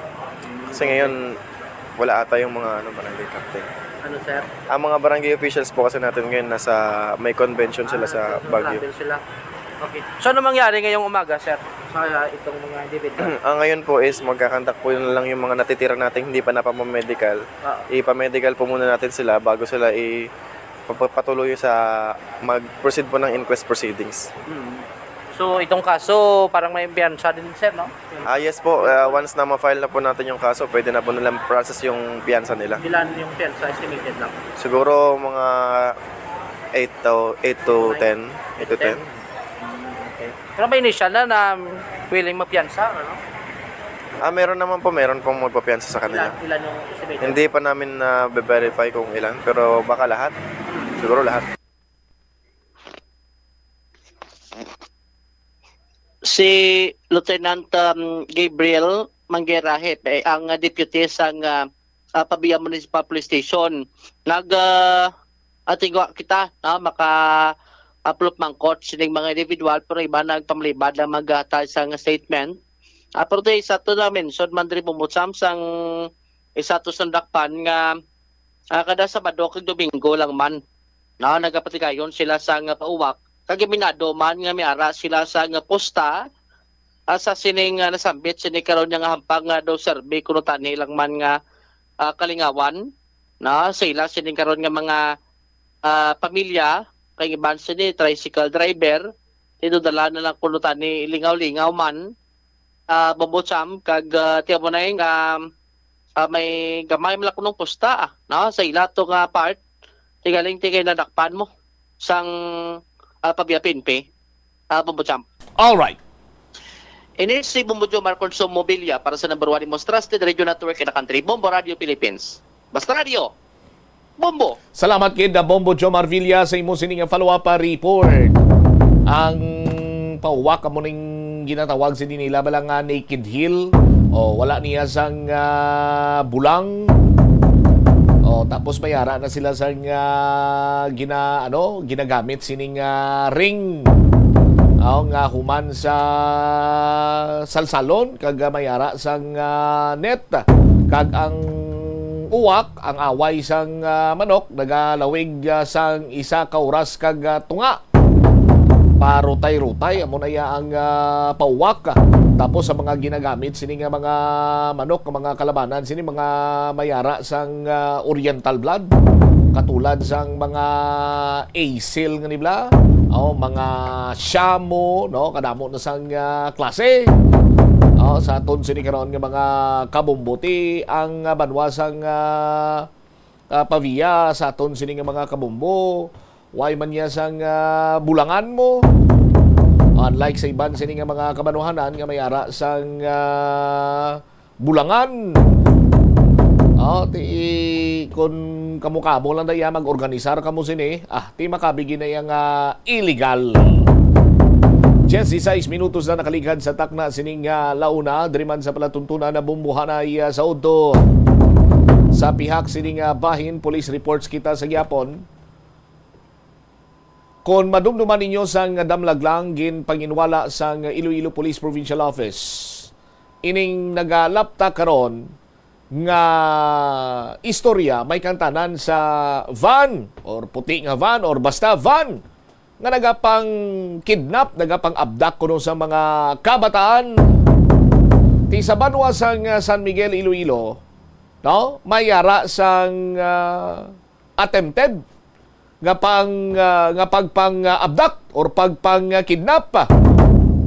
Ti mayo lang ani kay nakapangayo sa muli gining tatlo ka mga kabataan I-check naton bala ang dugang nga mga balita kag impormasyon kaupod sa kay Bombo Pauline Piliora kay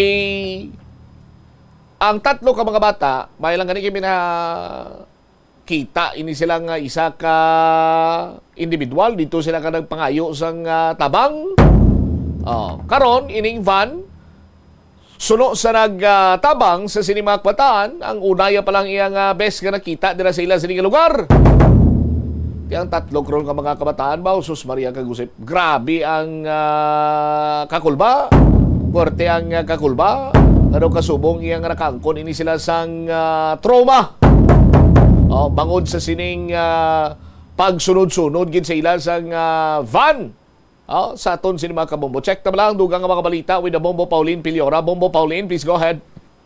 Bombo siyang nagpadulong ng kitera sa bahin sa San Miguel considering man na istorya ining isa sa mga kumbaga nakikita sa mga kabataan allegedly may tuyo kung tani nga pasasyon ini sa van based din sa aton ng pagpungutan nga silaw iya diri din pahayag na una nga best niya nakita ang van nga ginaligar amo naglagas nag-offer nagsiyo na protection concerning ni based mo sa panaysayon sa mga kabataan. Kapon nga adlaw, Domingo Bombocham, inis mong nagapulito nga sila sa mag-asawa. Kasi dumay kalanaan ng sila dayon, darala sa kilid sa Tarsada, sa may barangay Igtambo, San Miguel, Iloilo. Diri sa iya, nga nakita nila ang tatlo pinyong kabataan nga nag-dinalagan. Pag nakita nga nila ang van nga nagasunod halin sa portion sa San Antonio, maghalin sa diri sa may Banuag o sa poblasyon sa San Miguel, Padilo nga nasa Alimodyan, isa na ng kabarangay, then Alimodyan, na balik ito halin ang mga kabataan, bangod walking distance malang din ang ilang nga balay. Pag ang van dito na nagasunod halin sa ila, kasi dito, na dito siya nilang nga may nagasunod nga van sa ilang likod. Kaya mga nag-jogging ini sila na stress sa hapon kasi na stress ini sa Bumbo Tama. Nalin sa dito na area, pagpundo ining van dara sa may tubang man sa junk shop, then nag-silo ang mga bata sa tabok ng ngayo isang buling sa mag-asawa. Kag then nag-U-turn man ang van, nag-stop kag ginpapanaog ang bintana kag naghimbay nga ang hadlock ni gamo ang na ang bal pinababotsan ng driver base dito basian man sa mag-asawa sa ginuba ang mga talo naglakat din dayon later on ining duwa akon ang van bobotsan kay dito man ang mga kabataan dito sila na nagtiner makadali sa may subject man nga balay sining mag-asawa ug man dito man nga naghambal sila nga uni nga best nila natin siya ining van dra man sa may area pag wala nila makita di ang plate number sa mga van man. Nagkita nila kung ang itsura sa mga kabataan. Ito nila kulbaan. So, diri sa ilang later on ginhambalan nga dugay lang sila malakat. Pahimun dari ang van o kung tatawon nyo wala na gid sa metrikada. And later on, naglakat ining mga kabataan kag gaging tanaw sining mag-asawaman kag timing man nga nakuhaan ini siya CCTV cameraman. By that time, bago nag-disiga na burnout, adi mo siyam. So, dito sa ila, usually, ang ilang ruta nga mag-jogging ini sila, kada hapon, every weekend, mangod mga volleyball player ini sila, dara mo sa bahin sa nga igbo na elementary school, mo siyam. So, dito sa mga nakikita ni si Jim Silaw na sa iya, na nakita dito sa mga kabataan, mismo nga may isa kabata dito sa may front seat.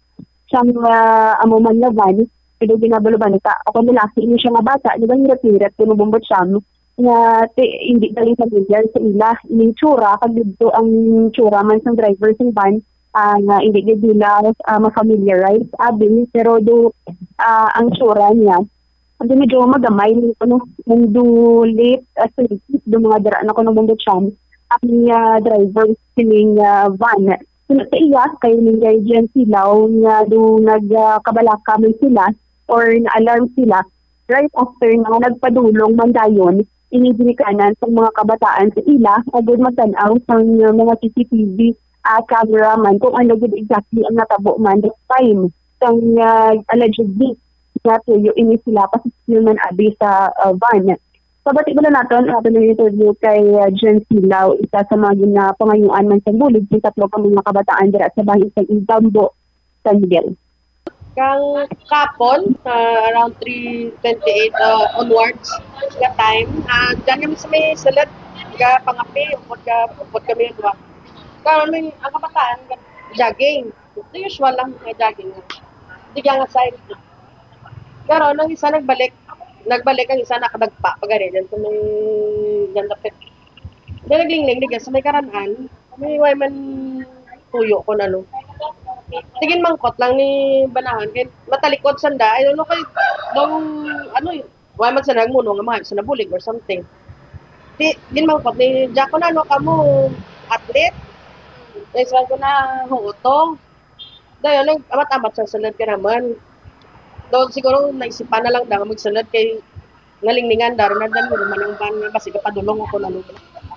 Tapos pag naman bauti namin kay atlet dili ka mo Kasi anak ko, sundan kami kaban. Do ginahutik para bala. Sundan kami kaban. Ang ano, kung manamon ko ng van.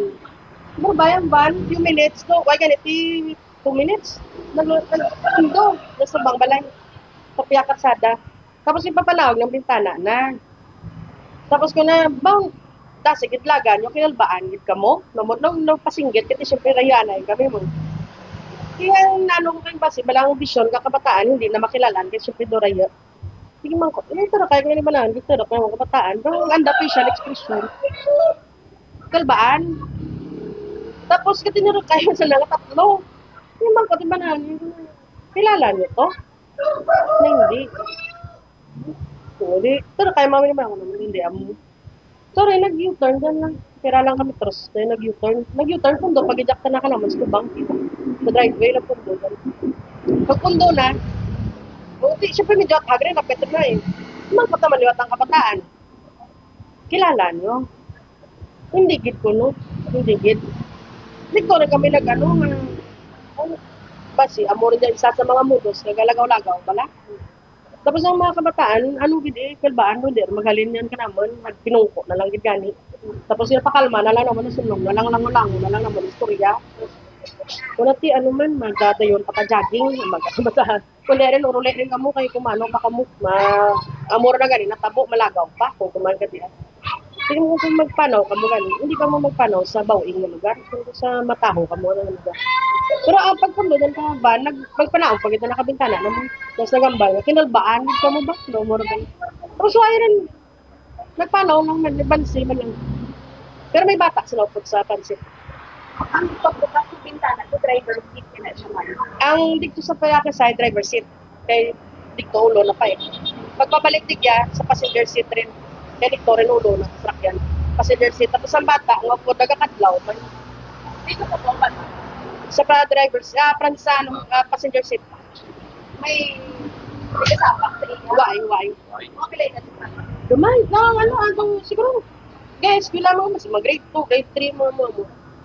Kaya daw halos bigyan na lang galusot sa bintana. Tapos ang bata, facial expression, nakulbaan sa mamukon. Why ko nag-focus sa bata? Kay pagambal, kakabataan, kung may bata, magsanda, taupod. Pero pag apundo na, ang tsura ta na kalaki ang maging ng tao. Kay mas concern naman ta natin. Kakalo, ginupuksan na kita na mo. Kaso lang walang buhay mo, doon hindi maklaruan ng kung magagamot na kay basi nagpakilala bala. Nga ay ako lang dyan, daw mo na bala. Asogin pa naong, nagitabi ang bintana na. Pero hindi kita na kilala kapataan. Sa matandaan, mga anitsura ng driver mo? Amo mo lang sa na-profile gawa nga ang kagamayon katsura bala. Mga kailangan na kita?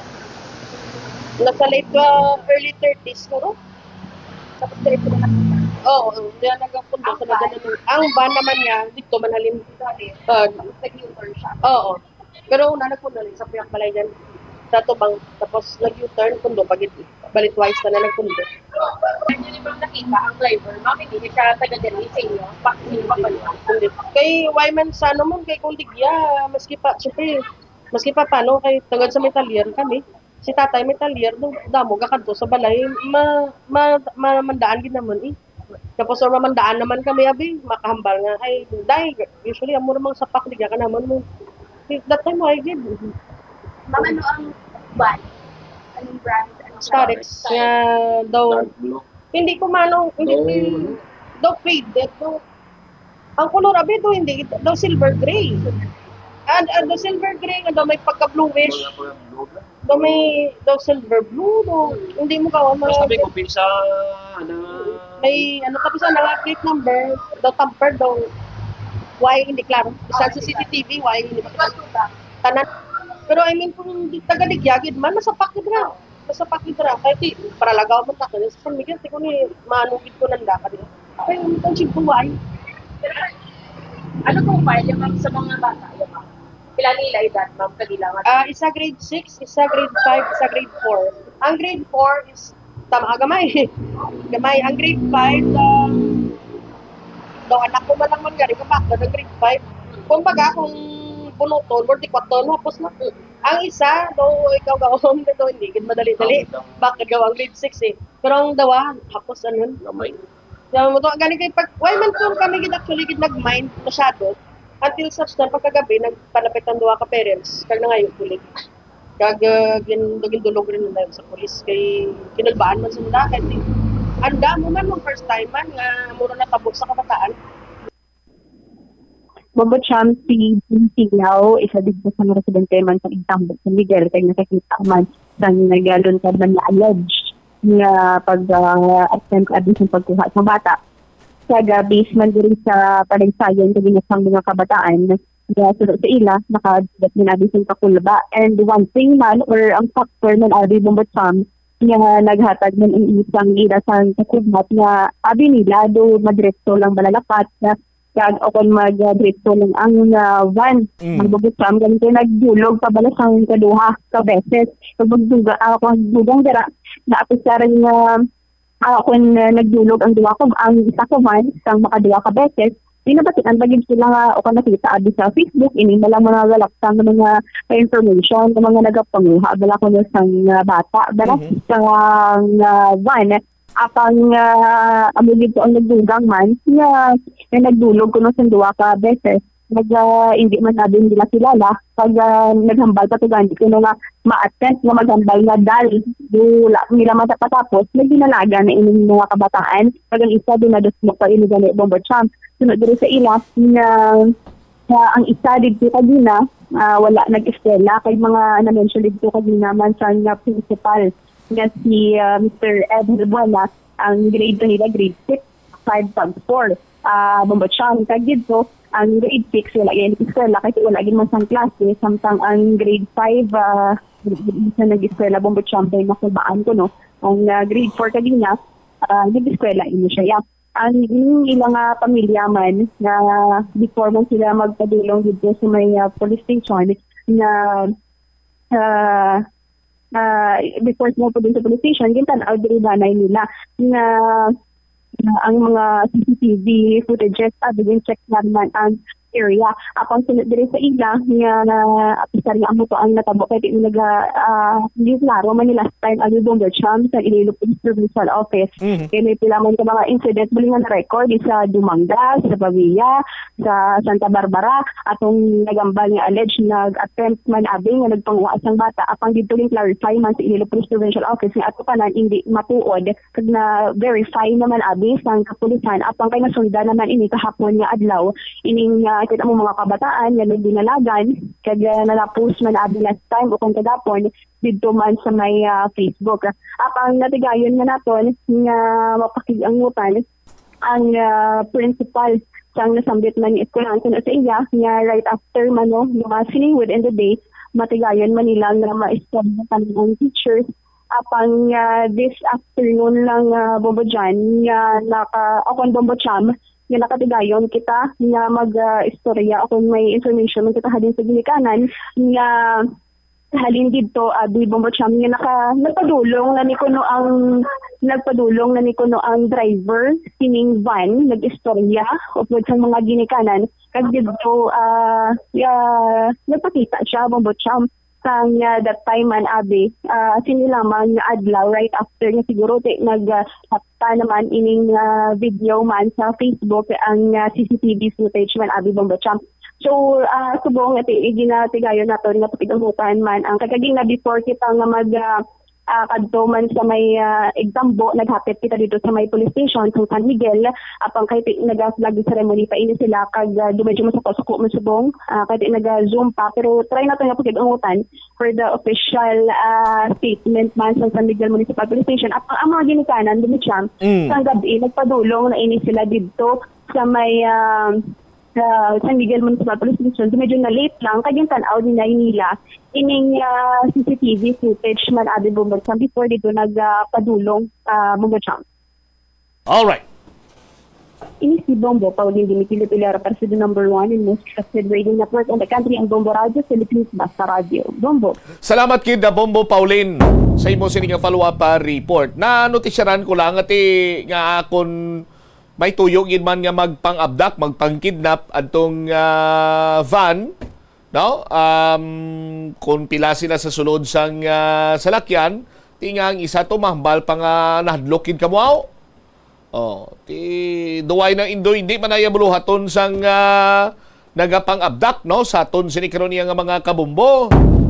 May information man kita nga nabaton sa aton sini nga mga kabumbo nga kilala man to sang 3 ka mga kabataan gali ang nagamaniho sang salakyan kag as per information dire nagpangita malang to sang sandiya gani kagapon sa aton sini nga mga kauturan may gina hulat-hulat lang karon no nga mga dialogue and may magapagwa man sang official statement siguro coming from the barangay officials or the local government unit dira sa Banwaya sang San Miguel agod nga hindi na magkatugas ang ano pang asahi isang kakulba no sa aton sini nga mga kabombo kay hambal gani isang Iloilo Police Provincial Office nya waya sa kamaturan nga may mga kasubong sini no nga van nga nagapangidnap so on and so forth do fake news adto ginkabig sang IPPO.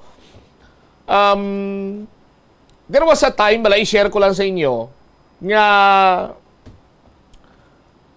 nadiskusyonan ini isang kilala ko, no? Siguro sa isa ka do hindi man to do oblong basta do do nagapalaba nga lamisa bala engineer. Naistoryahan ko no sa mga kilala ko gin-share man lang sakon, no? Sa tubang ko no sang nagapalamalhas nga botilya bla. Nagayos sa sang opinion sinya anong mambal nyo sini sa balita subong no nga nagalapta nga may ara kuno sang nagapang kidnap sa mga kabataan nga van ti una sa tuanay di bala nabantugan ining puti nga van damo ni nabantugan sa puti nga van mo sang chimpo sang kainiton sang illegal nga druga kampanya batok sa illegal nga druga ti nabansagan ining van nga nagapang dakop sang mga durugista. Ting iban sini masapwan na lang dayon or masapwan na lang dayon sa kundi indira ang iban sini ti ginadritso sa police station. Kag ginaarestar sa aton sini nga mga kabumbo ti miara man niya sang nabantugan nga puti nga van nga nagapangwa sang mga kabataan tapos ti nagdamo na bangod man niya nga saka grabe ang ingenuity sang Pinoy mo. Naglapta naman diyon sa social media nga ti puti nga van nangunguha ng mga gwapo. Tapos nakabutang nila nga lahat ng mga gwapo magtago na. Ginahimo nila content engineer, no? Mag-ingat sa puting van. Nangunguha ng marites. Ay! Sus, Maria Kagusip. Mag-ingat sa puting van. Nangunguha ng mga pangit. Kadamo lang sang gagata utok sang mga Pinoy when it comes sa social media kag paghimo sang meme. Pero hambal sang kilala ko may diskusyon sila kuno. Hindi maging sininga diskusyon gina pero do opinion lang sang isaya ka kilalaman. Sininga sang amon sininistoryahan bumbutsam.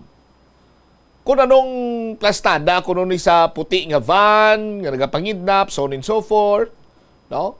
Hambal sang kilala ko sinya ang iya kunong pananawan mind conditioning ini. No? Mind conditioning. Mind conditioning sa ano? Mind conditioning ini banwa sa tawo, particularmente sa mga butante. Nga naglabot na tayo sa butante. Di kay lapit na lang kuno nga daan ang eleksyon. Kag sandig man sa mga impormasyon, siyempre kung magpatigayon sang vote buying, may mga salakyan nga nagalibot. And usually nga ginagamit, no? Van. Kay ang sakay sa van, amo ining mga tawo nga nagapamakal sang boto. Amo ining mga tawo nga nagauyat sang kwarta for vote buying, no? Or vote buying. Hindi nga vote buying bangka, no? Vote buying sa aton sini nga mga kauturan. Sila niya, tini mind conditioning ini bumbutsam nga pananglitan, may makita sila nga van regardless sang kolor sang duag made of, no? For example, ti van nga Toyota, van nga Nissan, van nga Starex, van nga do wala mang van sang may van nga Mitsubishi. Kung ano man daya kuno basta van lang gani likawan gid kay ina nagapang-abdak or nagapangidnap. Sa tinutuyo, mind conditioning ini para mahadlok ang mga tawo sa the so-called van para iya nga gamiton sa vote buying sa palabuton sini nga eleksyon. 38 minutos na ang nakaligad sa takna sini nga launa. Pero ano kag ano paman sa aton sini nga mga kabumbo. Sa gihapon hindi naton ini sarang iya nga makadlawan. Pwede tayo yuhuman ang mga kasubong sini nga sitwasyon, pero dapat mangin vigilante kita. Mangin mapinanilagon kita. Way man niya sang madula sa aton kung likawan tagidman ining mga van nga ini kaysa paminsaron nga basi nagapang-abdak ini sila or may malain sila iya nga buko. Sa aton sini karon nga mga kabumbo. Oras sa Bombo Radyo Iloilo, Philippine Standard na Time, 39 minutos, ang nakaligad sa takna sini nga launa. Hindi gali kay mangita to sang sandiya, kunti mangita lamang kuno to sang batsoyo. Nagakarakasan na gid si Bomboana nga ma-report. Sige, para tingom-tingom na lang ni Bomboana, please go ahead. Bombo Cham, nagpatag man diri ang San Miguel Municipal Police Station, specifically day ang hepe man sa San Miguel Municipal Police Station nga si Police Captain Zara de la Rosa nga ang ining pagpatag man sa bahin sang ining alleged nga abduction sang tatlo ka mga kabataan dira sa may barangay Itambo, San Miguel, Iloilo kahapon nga adlaw. So diri man katawag man mismo di Police Captain de la Rosa ang ining driver sang ining van agod nga maistorya kag makapaathag kung ano gid man ang natabo sa ining ginaaligar nga abduction sang tatlo ka kabataan. Kag diri man mabotsyam nga nagagawa man at nagambal mismo ang ining driver nga kilala niya personally ang ining tatlo ka mga kabataan. So either ang ginikanan sining tatlo o kung mismo ang ining kabataan nga naga-jogging madira sa may area sang barangay Itambo. So diri man nahambal sang driver gati magpangita sila kung tani ini sang kalanon nga batsoy kag naglibot-libot dira sa may Manua sa San Miguel nga nakalabot man sa may barangay Itambo, San Miguel, Iloilo. Kag dito na ngati ang ining driver nagsapak o kung ginbugno bala ang ining mga kabataan kag dito na nagdalaga ng ining kabataan kag hambalan liwat nga daw nahadlok gid kamo daw muna bala nga daw na hadlok ang ining kabataan di bangod man nga sa pahayag ni Police Captain de la Rosa daw nagatuga man sang mga kahadlok at daw kadugay na nga ini nga mga issue man nga masani nga habalon nga magpalayo sa mga puti nga van kay basi kidnap no kung may abduction nga magabatabo. So ini man do natanom na kumbaga kuno sa utok man sa mga kabataan nga tinahadlok ini sila. That's why man nga every time nga may mga puti nga van nagadalagan ini sila o kung kakugmat sa ining mga nagalaptaman nga barabalita Bombo Cham. So diri man tingin paatahag ni Police Captain de la Rosa na pagpatawag sa tong mga involved ang ining tatay mismo sang bata kag ining driver sang van istorya ini sila kag pangitaan pa sa kung ano ang o kung i-rule out na kumbaga ang ining issue kag kaso man sang ining tatlo ka kabataan kag ini man mismo nga driver kay ibangod man nga nagtuga gadi sang kahadlok sa mga kabataan ang pag-approach sang ining driver sang van. So diri man ang until now wala pa sang update man naggikan man sa may investigador sang San Miguel Municipal Police Station titigyan na pakamaayo ni Police Captain Zara de la Rosa nga ipadulungan anay sang investigador ang ining duha pagid ka mga parents sang ining kabataan nga na-involve pagid agud nga ma-settle na ang ining ginaaligar nga abduction kag amo man ang pagkaklaro man sa mga ginikanan nga wala sang tuyo nga i-abduct ang ining sang driver ang ining tatlo ka kabataan kundi nga bugno gid lamang sa ining tatlo ka kabataan Bombocham. Yan di ba na kayo pabati naton ang ining pahayag man ni Police Captain Zara De La Rosa? Hello? Yes, ma'am. Regarding po ma'am sa alleged abduction natin ma'am no, kahapon, to clarify ma'am no na wala pong abduction na nangyari dito po sa bayan ng San Miguel. For the update lang ma'am, nakausap ko yung driver mismo nung van no na allegedly trying to abduct 3 children ma'am no, and also yung father nung isa sa 3 bata. Ito naman ma'am ay nagkwento siya sa akin no na ang pangyayari talaga ay naghanap lang sila no ng kasama niya ng mapagbilhan ng batchoy. So happen ma'am na itong 3 bata na to is kakilala nila. Di ko lang alam kung yung mga bata mismo or yung mga magulang no. Kaya they're trying to i-approach lang tani itong mga bata. And yun nga ma'am no, nagka na ng confusion. Siguro na din ma'am sa nag-circulate na bali-balita regarding certain mga van no na nangunguha ng bata. So hindi din natin ano yung reaction kung bakit ganun yung reaction ng mga bata ma'am. So yun lang yung nangyari ma'am, na bibili lang sila ng batchoy and kakilala nila yung mga bata. So bali ma'am, yung driver po ma'am is taga San Miguel rin po? Yes ma'am.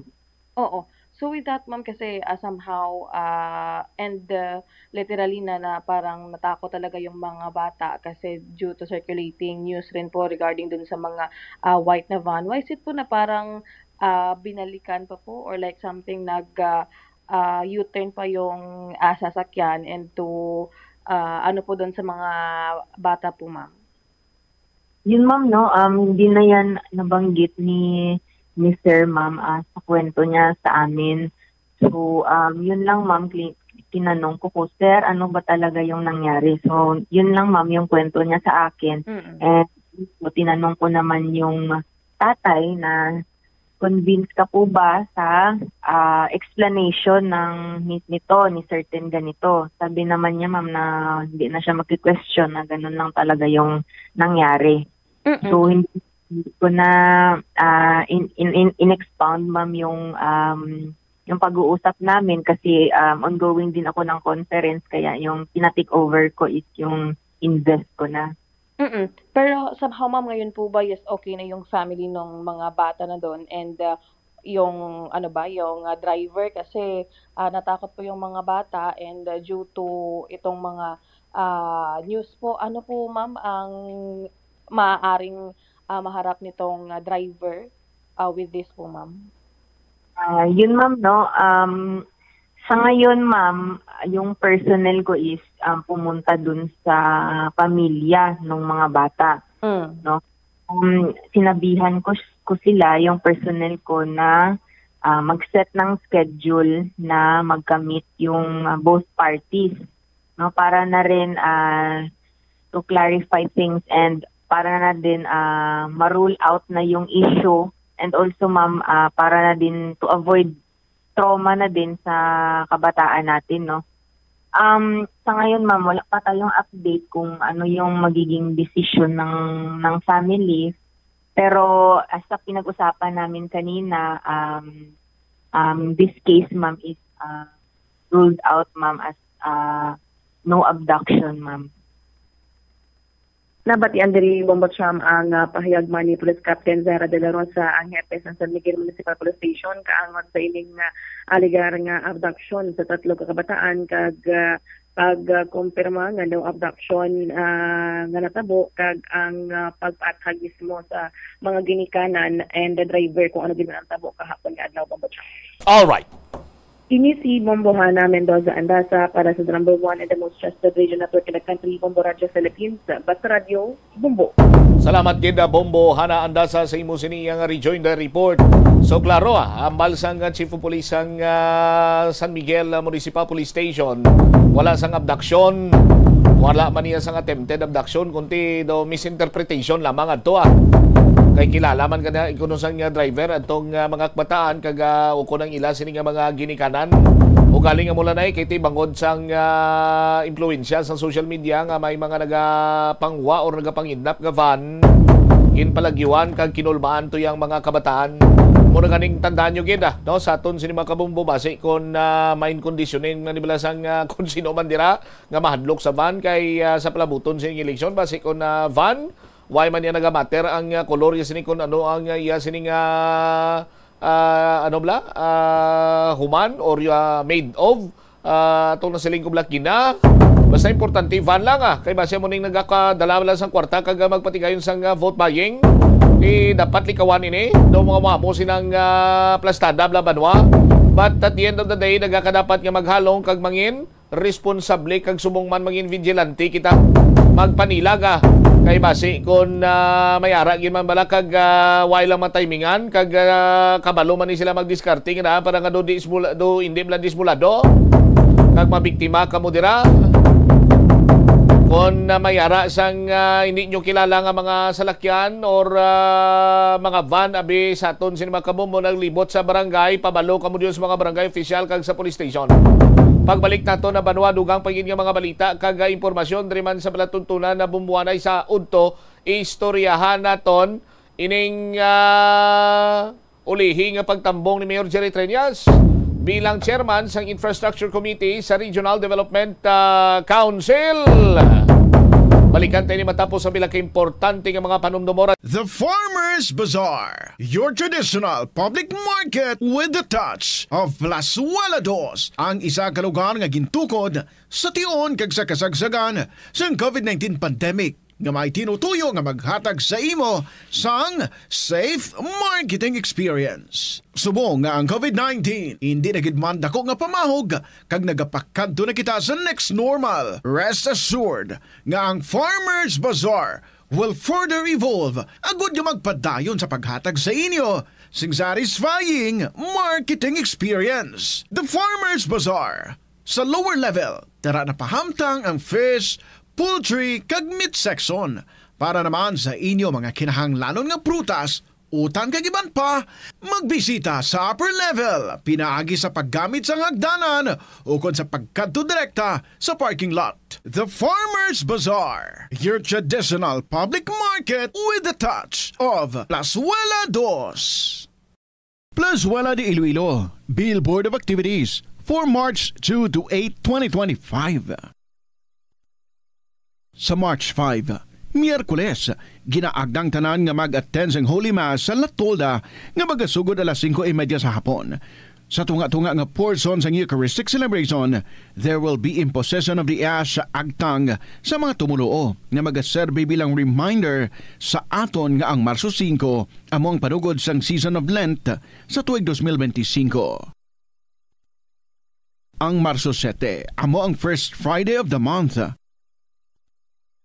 Ang 3 sa 12 ka mga promesa ni Jesus nga ginhambal pinaagi kay Sister Margaret Mary Alacoc para sa tanan nga mga devotees sa Sacred Heart of Jesus.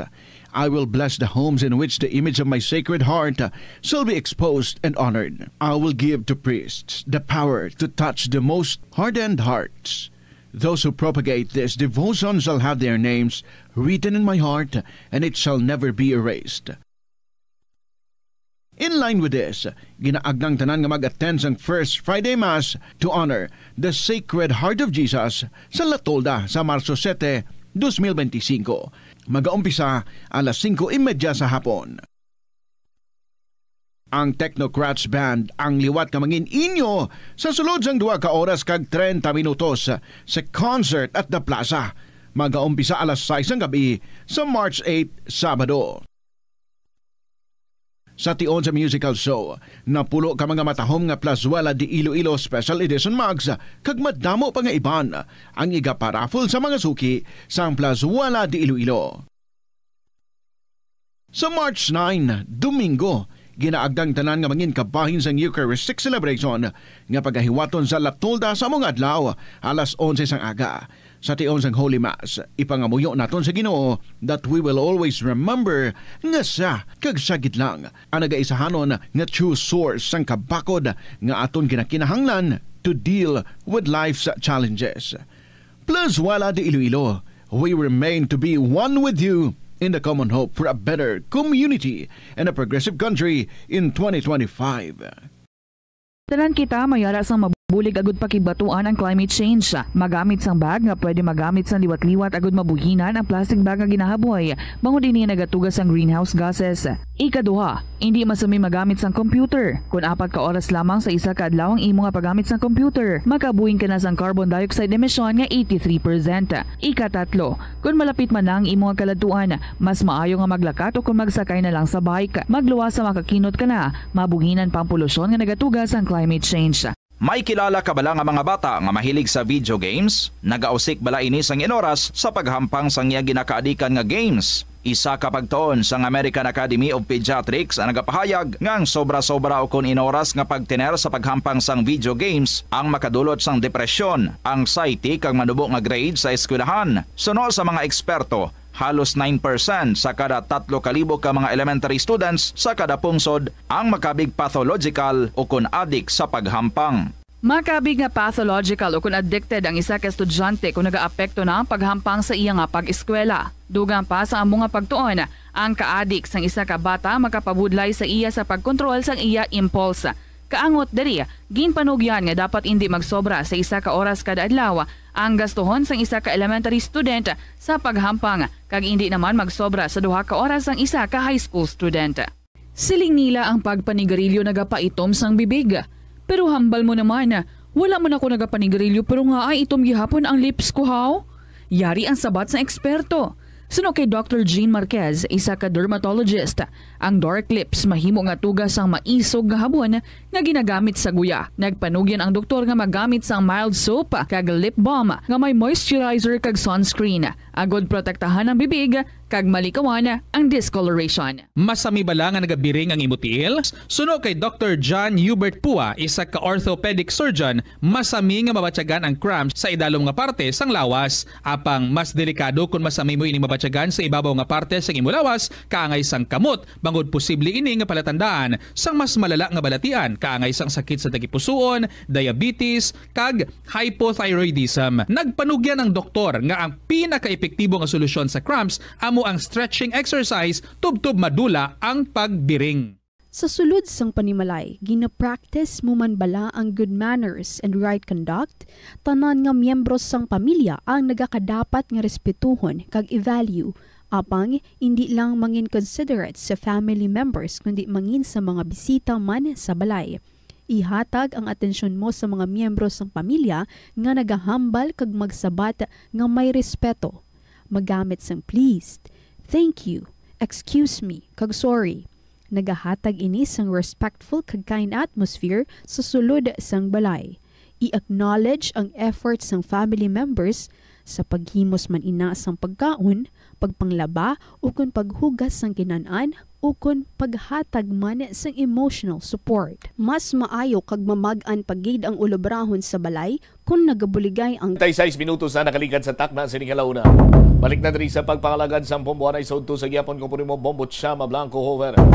Standby sa kay Bombo Angel Tan si Mayor Jerry Treñas nagtambong sa iya sining ulihina nga meeting sa Regional Development Council bilang Infrastructure Committee Chairman.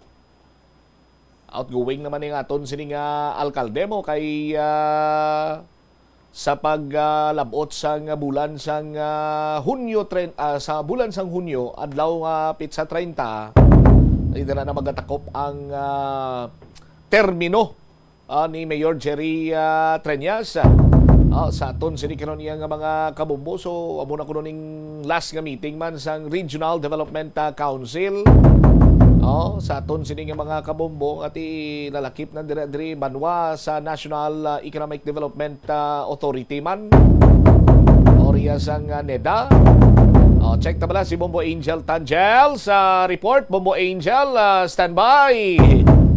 Standby sa aton sini mga kabombo. Ginalagat-lagatan nato ng tsimpo ni Bombo Angel Tan. Sa aton sini mga kabombo. Yari na siya, Bombo Angel, sa report. Please go ahead. Nagapasalamat Tri Bombo Cham si Iloilo City Mayor Jerry Treñas sa mga kaupod niya sa Infrastructure Committee sang Regional Development Council subong aga matapos ka nagtambong siya sa iya ulihi man abi nga meeting bilang chairman sa nasambit nga committee. Ba sa interview sa Bombo Radio kay Mayor Treñas, siging saysay nga nagapasalamat gid siya sa trust and confidence sa ginhatag sa sang RDC para nga ma-monitor kag mapatigayon ang mga proyekto sa idalom sang RDC Bombo Cham. So no sa alkalde nga sa pila niya ka tuig nga nagakapot bilang chairman bilang gagwa diri legasiya niya, especially ining Panay Guimaras Negros Bridge man abi nga ti as of now kuno Bombo Cham may mga progress na, pati ang privatization sang Iloilo International Airport, pati ang Halaur Dam, madamo na ang ongoing projects during abi sang siya ang chairman Bombo Cham. Kag ti sa iya kuno kadugayon nga bilang chairman madamo naman siya iniinagyan kag nagapasalamat gid siya sang time nga si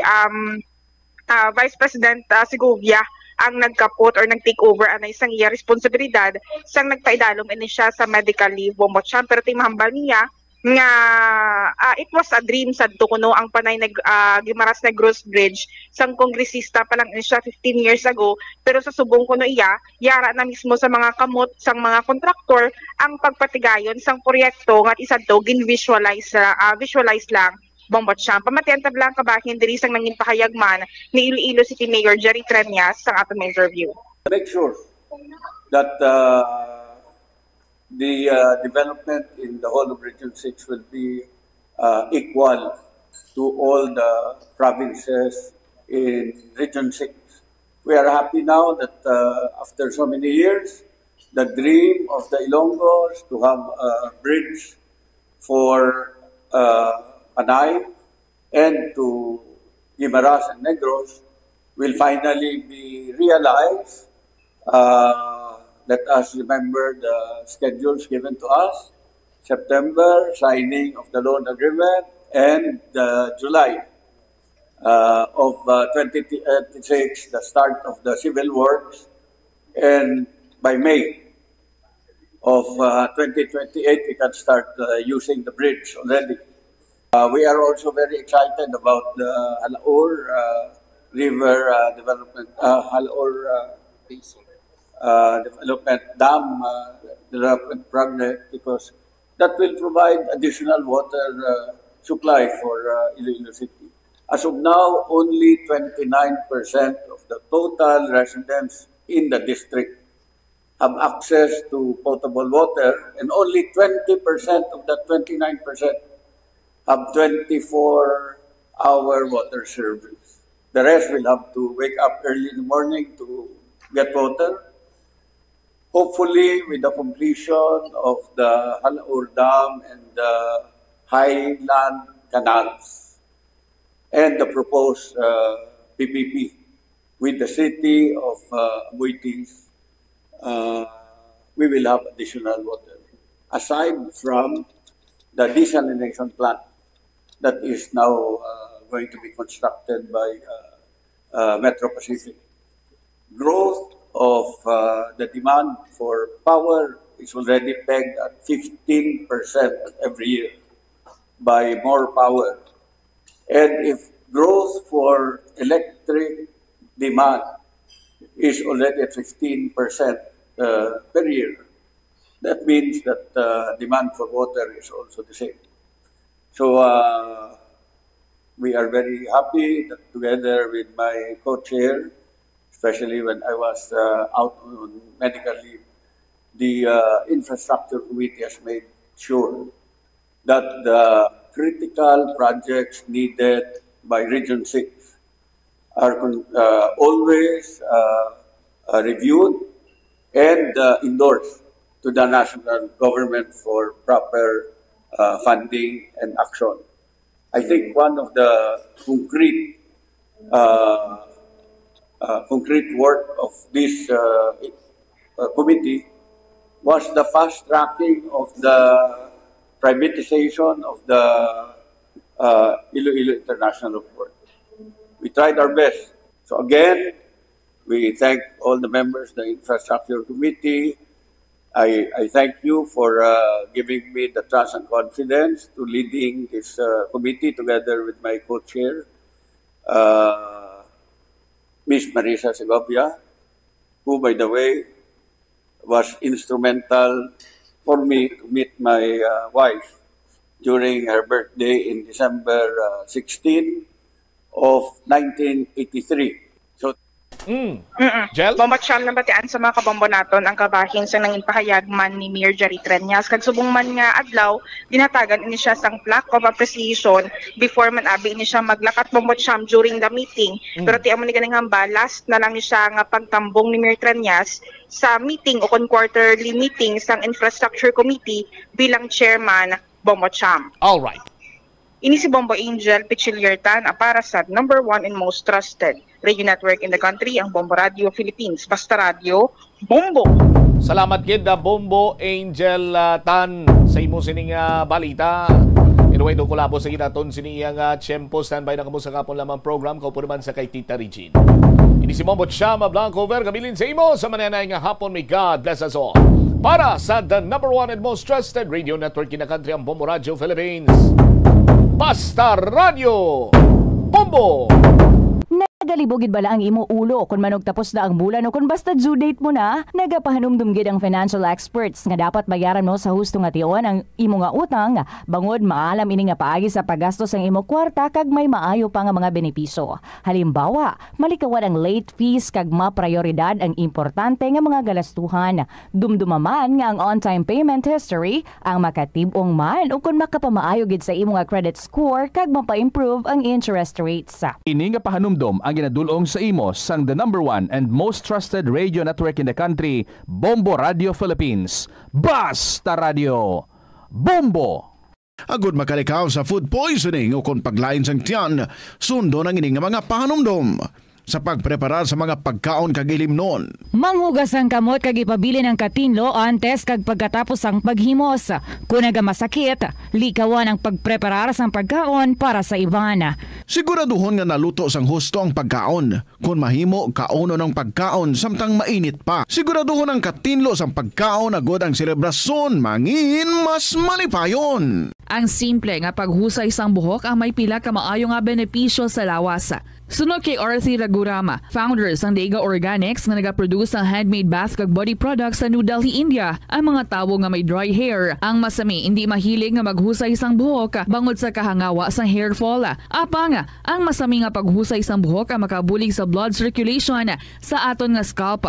Naga-nourish man ini sang hair roots, naga-promote sang growth, kay nagabulig man agod nga malikawan ang hair loss. Kung ikaw isa ka chess lover, yaring pila ka brain benefit sa paghampang sini. Kag kung wala ka nagahampang sini, umpisahin na.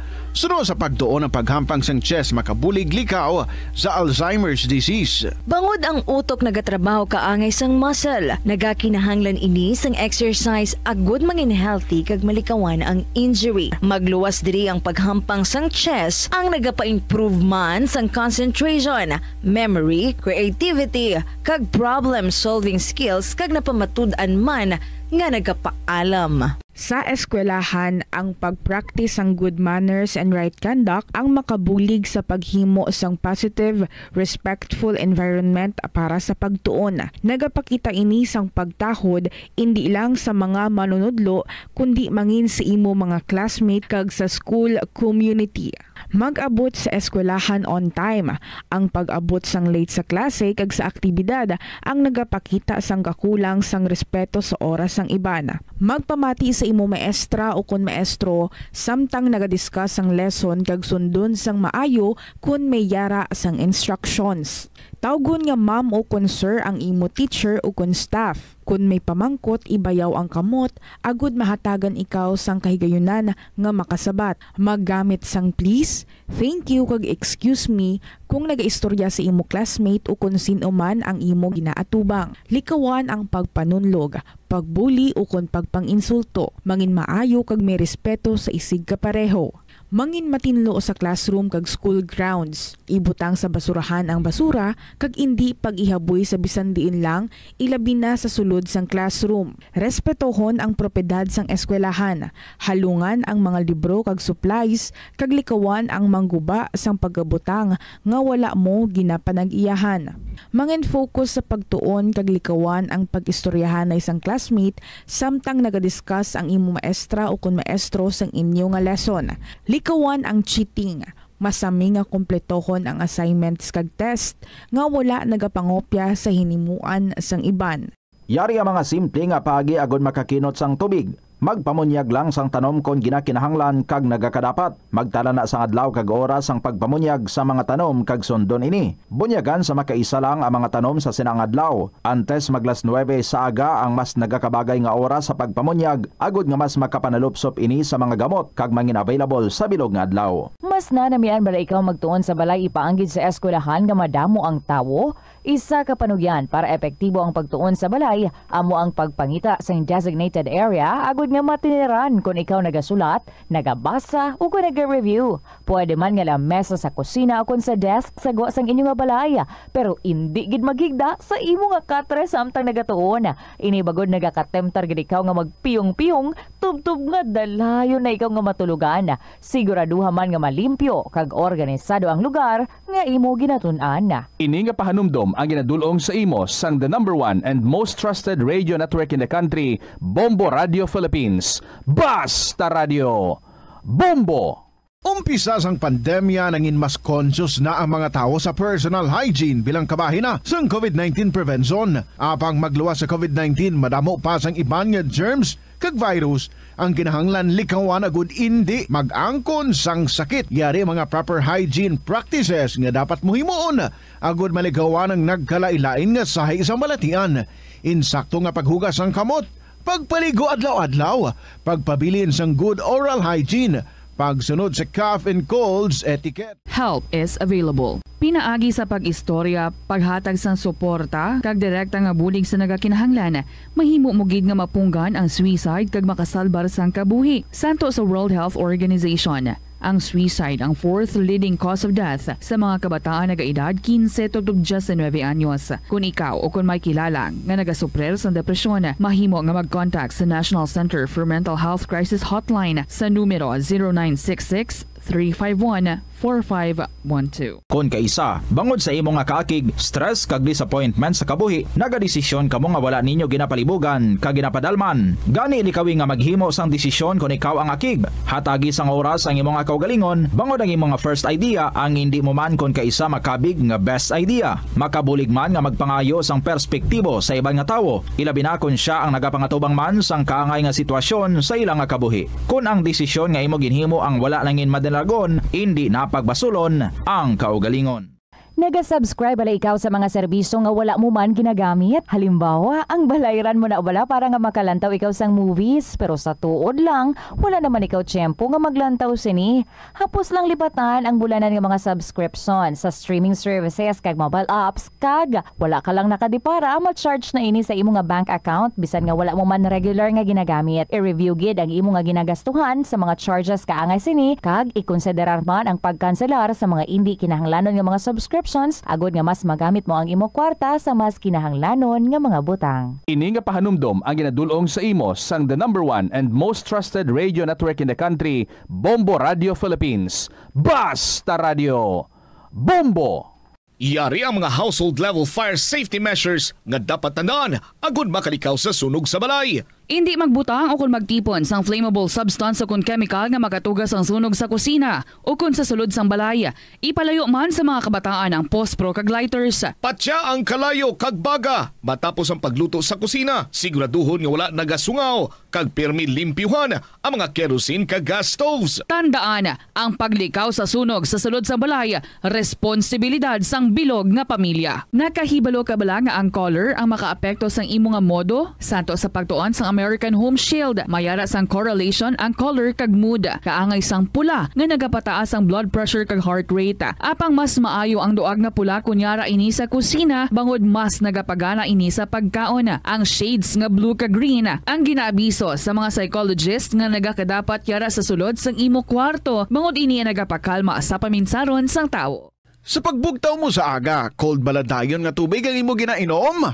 Ay, dali lang, wait a minute, para sa ininit. Suno kay Dr. Deborah Weatherspoon, isa ka advanced practice nurse, mas maayo nga mag-inom sang alabaab nga tubig sa aga. Paathag ni Weatherspoon, iniya nagabulig sa lawas nga magpagwa sang toxins kag naga-improve sang imo blood circulation. Sa mga babayi, ang pag-inom sang alabaab nga tubig ay nagabulig man kung ikaw nagasuprer sang period cramps. Ang tambo o kung bamboo shoots manggaranon sa dietary fiber, low in calories kag power-packed sa essential nutrients. Suno sa pagtuon sang comprehensive reviews in food science and food safety, ang phytosterols kag phytonutrients sa tambo ang ideal sa pagtunaw sang harmful LDL cholesterol sa lawas. Ang antioxidant sa tambo ang essential man sa pagpabaskog sa sulod kag sagwa sang lawas. Suno naman sa pagpanalawsaw sang Journal of Ethnopharmacology, ang bamboo shoots mayara sang anti-inflammatory kag analgesic o kung pain-killing properties. Magtipid sa paggamit sang kuryente, pinaagi sa mga masunod.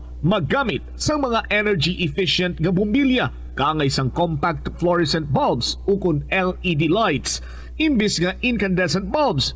Patsyo ng mga suga nga wala ginagamit. Tingbon ang mga bayo sa pagpamlansya. Himuon ang pagpamlansya isa lamang kabes sa isa ka semana. Buksan ang inyo bintana agud makasulod ang preska nga hangin kag silak sang adlaw sa sulod sang balay agud malimitahan. Ito ang Bombo Radio Philippines. Fully digitalized. Numero 1 sa balita, komentaryo, drama at serbisyo publiko. Bombo Radio Philippines. Bombo Radio Philippines. Ang inyong #1 at most trusted radio network in the country. Basta Radio Bombo! Good afternoon sa inyo tanan mga kabombo. Busy Monday, but happy Monday. Just the same. This is Tita Regine. Welcome sa kahapon lamang program. Una nga Lunes para sa bulan sang Marso. May nangampanya na sa inyo da. Check the B. How many days before kita nga magboto? 70 days before Election Day, mga kabombo. Matamat na taha, lista dira has ang aton nga mangin next leaders diri sa aton nga pungsod. 15 minutes after 2 o'clock, again, this is Tita Regine. Nagapanumbalik kita para nga magpanugod naman, mangita kita sa aton nga winner para sa sininga simana.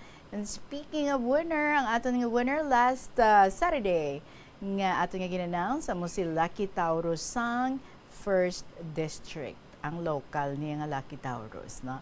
So I hope nagapamati ikaw dira. Good afternoon gid sa imo Lucky Taurus. Kita ay tadiha March 8, that's a Saturday. And kaangay man sang iban, palihog pa Xerox ka sang imo nga ID 2 copies. And then kadto ka diri sa estasyon sang Bombo bago mag alas 2 sa hapon. Para ina sa kay Lucky Taurus sang 1st District. Sa inyong mga istorya dira para nga maka-win man kamo diri sa KLP, palihog i-email sa bombo_iloilo@bomboradio.info or pwede isulat. Tapos ipadala nyo sa kahapon lamang program DYFM, Bombo Radio Iloilo, Sky City Tower, Mapa Street, Iloilo City. Something happened just this weekend. Pwede mo share? Sige, pwede gid, no? So, ari na nga itong yambanon para sa inyo. And this is from Henry Alburo. Welcome sa KLP. Kaupo din nyo si Tita Regine. And here's the song, Ang Pangarap Mo'y Naghihintay Sa'yo. Good afternoon.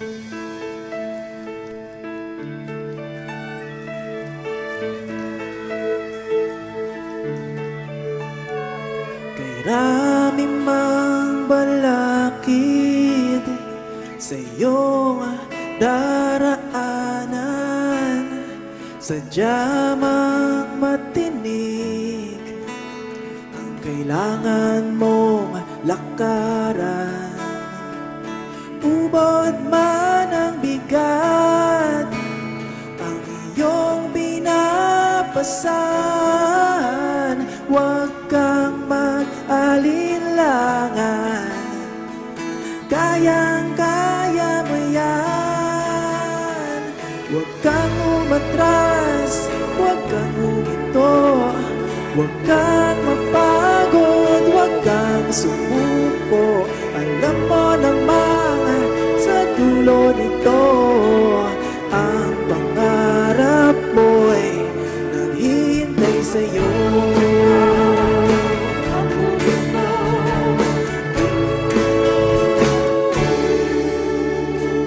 Kay hirap mang abutin ang nais mong marating, malalim man ang suliraning kailangan mong tawirin. Pinapaiyak ka man ng iyong nararanasan, huwag kang mag-alinlangan. Kayang-kaya mo yan. Huwag kang umatras, huwag kang huminto, huwag kang mapagod, huwag kang sumuko. Alam mo naman sa dulo nito, ang pangarap mo'y naghihintay sa'yo. Huwag kang umatras, huwag kang huminto, huwag kang mapagod, huwag kang sumuko. Alam mo naman sa dulo nito, ang pangarap mo'y naghihintay sa'yo.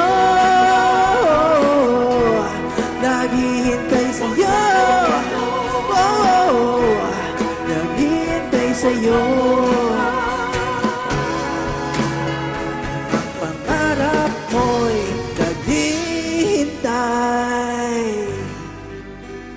sa'yo.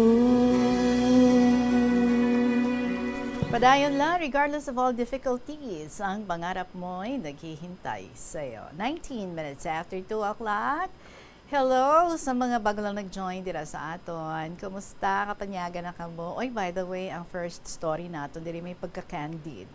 But we will just try, no, nga itim ang ibang nga parte sa iyang sugi diri sa aton. Hindi ko magambang, ay, do kayak man na.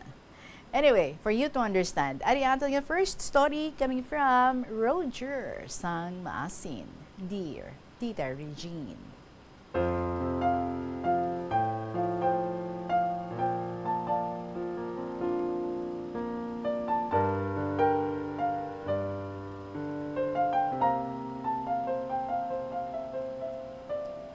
Mayong hapon sa tanan nga nagapamati sa ning matahong nga programa. Kahapon lamang ilabi na kanimo, Tita Regine. Ako may kahapon man nga hindi ko gid malipatan tubtub subong. Tawag ako kay Roger sang Maasin, yaring akon nga matuod nga ngalan pero hindi na lang pagbasaha.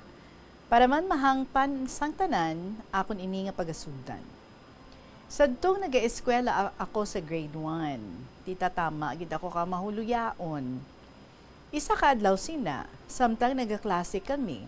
Gintawag ako sa maestra namon, nga paadtuon sa tunga para pabasahon. Pero wala ako magtindog, kay nahuya ako, kag ilabi na, hindi gid ako makahibalo magbasa.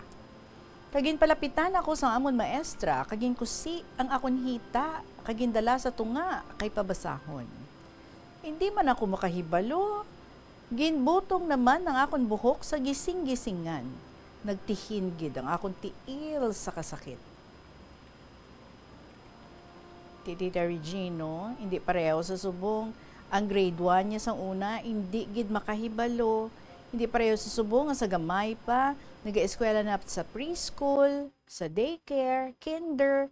Kag pagka grade 1, makahibalo ka na. Sang una, pagsulod mo sa grade 1, pabasahon ka dayon.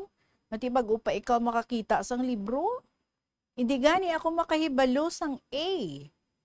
Di sa una, grabe, gid ang kapintas ang amon maestra. Ang iban nga mga maestra, mayuman, hindi man magsakit sa mga kabataan. Sa subong, Tita Regine, maayo na ang mga maestra, wala na ako makabati nga may ginsakit nga bata sang maestra. Isa pagid, nga hindi ko malipatan.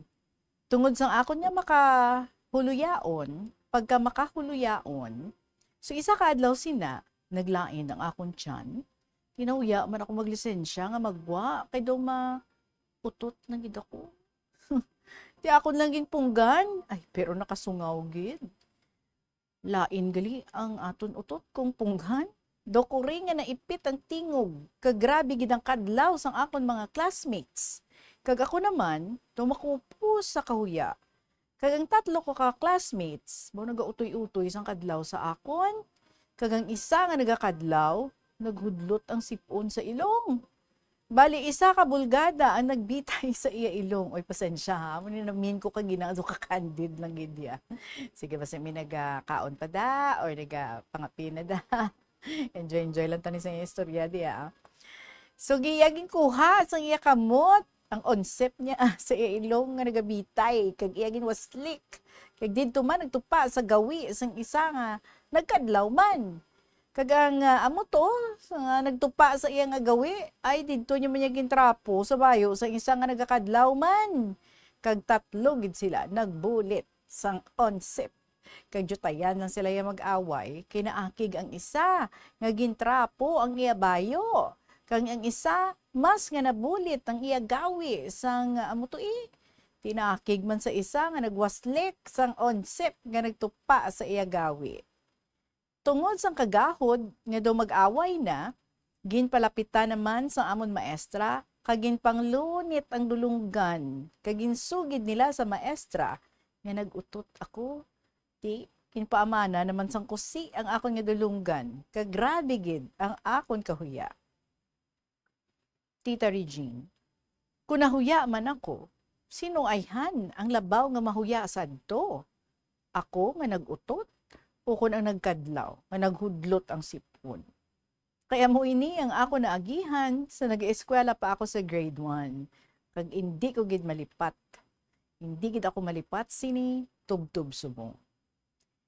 Tita Regine, may mga kaagi pagid sa akon kabuhi nga hindi ko pagid malipat. Hindi ko malipatan tubtub subong. Kag diri ko lang ipasungaw sa kahapon lamang program. Tita, wala ako makatapos ang pag-eskwela. Igo lang ako sa high school. High school graduate.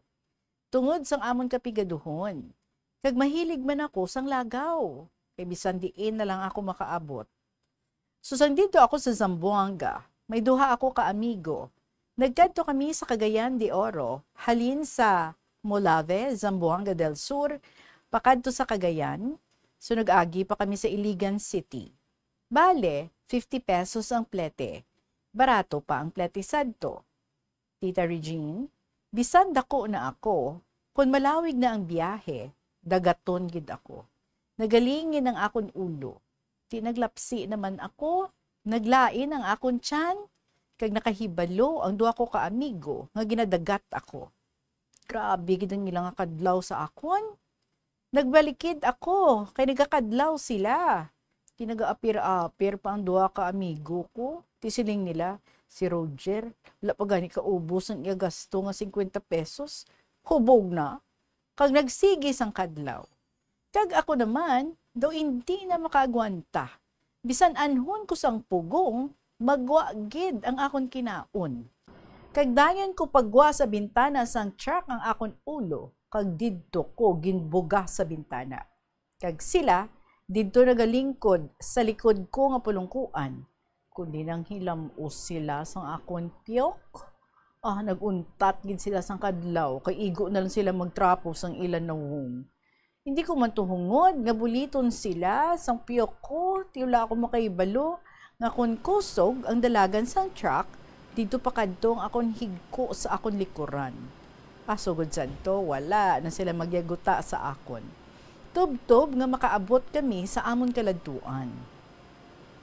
Tita Regine, may kahapon man ako nga hindi ko pagid malipatan, tub-tub subong. Tita, nagsiling ang iban, buutan kuno ako, tuod man tita, wala gid ako sang bisyo. Hindi ako pala hubog o pala inom sa makahulubog nga ilimnon. Wala ako gapanigarilyo, ilabi na sa sugal, bisan gani nga hikayan ako sang iban, akon pa ini nga dayawon. Tita tungod sang akon kapisan sa pagpanrabaho, permigid ako makakwarta. Kag may mga tawo man kun kaisa, mahulam sang kwarta sa akon. May tawo naghulam sang kwarta sa akon, bali 800 pesos. Ginbayaran niya ako sang 500 pesos, impas. Kay wala naman dugangi, ang kulang at 300 pesos.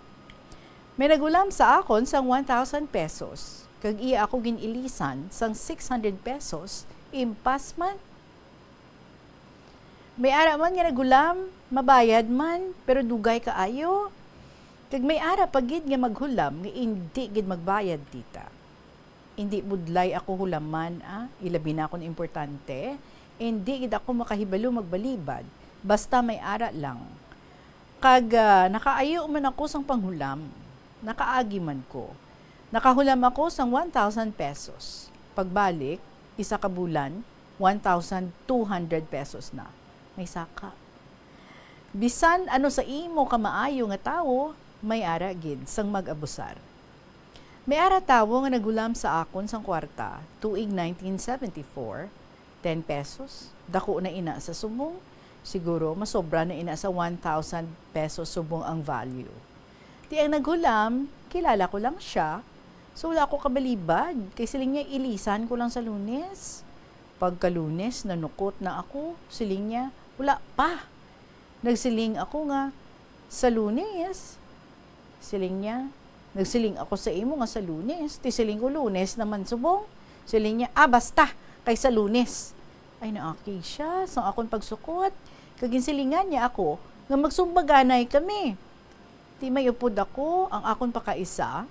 Sang pagkabati sang akong pakaisa, nga ginhangkat niya ako nga magsumbaganay, o ginliab dayon siya sang akong pakaisa. Naalsa gid ang iya nga buli sa siya, bali isa kadangaw. Ang isa nga upod niya, nagkuha sang stainless nga pinuti. Kag akon man ginagaw, kag ginsilingan, nga hindi ka mag-intra, kay wala ka sang labot. Kag wala madayon ang amon away. Kag sugod sadto, nagadumot sila sa amon. Isa ka adlaw sina, 4:00 ang oras sa hapon, naglagaw kami sa barangay proper. Ang amon sityo, distansya pa sa amon barangay proper. Sakop lang gihapon sang amon banwa. Sang amon paglagaw sa proper, nakita nila kami. Pagka alas 6 sa hapon, nagpauli na kami. Naagiyan namon sila. Si Per, nga nakahulam sa akon sang kwarta, kag niya upod nga si R, kag si P, kag si Ed, ang konsehal sang amon barangay, nga barkada nila sa inuman. 4 sila sang amon nga naagyan. Way kami kahibalo, nga akig gali sila sa amon. Pag-agi namon sa ila, dulom-dulom na, mga alas 6 na ang oras sa hapon. Dulom-dulom na, no? Kag ila kami nga ginsundan. Pag-abot namon sa unhan, nagsinggit sila, hulat ka mo dyan, kay mag-inaway ta. Titatlo kami, ang akon pakaisa, ako kag ang akon manghod. May ginunting man kami nga ginbilin sa higad sang dalan, kag amon man ginkupit. Ang akon pakaisa ang nagdala, kag sila sige sang singgit nga maghulat kami. Ang akon pakaisa, kay puti ang iya bayo, iya ginuba, kag ginsulod sa iya bulsa, kag magpasalipod sa puno sang lubi nga sa higad sang dalan. Kag kun mag-agi kuno siya, iya labuon. Mag-agi sila, pero akon siya ginsilingan, hindi ta magbato. Magdalagan ta, kay madamo sila, kag may mga armas pa. Kag nagdalagan kami. Kag sila naman, nagsigis ang singgit, nga hulat ka mo dyan, kay mainaway kita. Kag akon man ginsinggitan, nga sige, lagas ka mo. Kag wala man nila kami maabti, kag naakig sila sa amon. Kag ila gintapas ang mga tanom nga lubi sang mayor sang amon banwa. Ini si Per, bantay sang lupa sang mayor. Kag ila ginpangtapas ang tanom nga lubi nga gagmay pa, kag ginhaon sa amon. Nga kami kuno ang nagtapas sang lubi, kag ila kami ginsumbong sa konsehal sa amon barangay nga si B. Ini si B, tatay man ni P nga upod nila, paglagas sa amon. Kag pagkaaga, ginpatawag kami ni B nga konsehal sang amon barangay, kag akon man ginatubang. Kag iya ko ginsilingan, Hindi na ako magka-areglo kaninyo. Kay ang sumbong kaninyo, didto na sa banwa. Kagdayon ko manlakat sa banwa. Ginkadto ko ang hepe sang pulis sa amon banwa. Kag namangkot, kung may sumbong ba sa amon, ngaging panglabo namon ang tanom nga lubi sang mayor? Silin sang hepe, wala man. Nagsiling ako sa hepe, kung wala man sang sumbong sa amon, akon sila ipatawag diri para amon atubangon ang among nga problema. Kag akon man ginsaysay ang tanan nga natabo sa amon, kag ginpasomon sila sang hepe. Adlaw nga Martes kay pagka Miyerkules, may atubangay kami sa opisina sang hepe. Ako ang una nga ginpamangkot sang hepe. Ikaw, Roger, nagainom ka ba sa makahulubog nga ilim nun? Sabat ko, wala ako sang bisyo, sir. Kag siya naman ang sunod nga ginpamangkot. Ikaw, Per, nagainom ka ba sa makahulubog nga ilim nun? Wala dayon magsabat si Per, kay nagapanabako man sang sigarilyo. Ginhaboy anay niya ang sigarilyo sa bintana, kag magbalik antes magsabat. Siling ni Per, nagainom kami, kay misanggutan kami. Kag namangkot liwat ang hepe sa akon. Sang pag-agi ninyo nga nagainom sila, pila ka oras kag makaabot kamo sa inyo balay. Kag akon maging sabat, 15 minutos abot na kami sa amon balay. Kag si Per naman ang ginpamangkot. Kamo, Per, sang pag-agi ni Roger sa nagainom kamo, pila ka oras ang inyo pagpundo dira sa inyo ginainuman. Nagsabat man si Per, mga isa ka oras pang amon pagpundo. Nagsiling ang hepe, sige, tapos na ang akon areglo kaninyo. Kamo ang nagsiling nga si Roger kagang yaupod ang naglabo sang niyog, nga wala man kamo nakakita kay nakaabot na sila sa ilabalay sang inyo pag-adto sa inyo lubi nga ginabantayan. Kagin akigan si Per sang hepe, kagin papauli kami sang hepe. Kag kunadutlan kami sang ila pagbutang-butang sa amon, delikado gid kami kay Mayor. Kay si Mayor na ang amon kontra. Siguro ginkaluy-an man kami kay matuod man nga wala gid kami sang sala nga nabuhat. Kag hindi gid ako gusto nga magpasakit sa isa ka tawo. Kag tuod man Tita Regine, sa sinugdan, akon 3 ka classmates kung sa aton pa nalipay sila. Okay lang sa akon nga ako lang isa ang masakitan. Basta kay madamo ang nalipay. Kag diri naman sa ikaduha ko nga kaagi, nga ginakadlawan ako sang akong duha ka amigo, kay ginayaga-yagaan. Okay lang gihapon sa akon, kay ako lang isa ang nasakitan, pero duha man sila ang nalipay.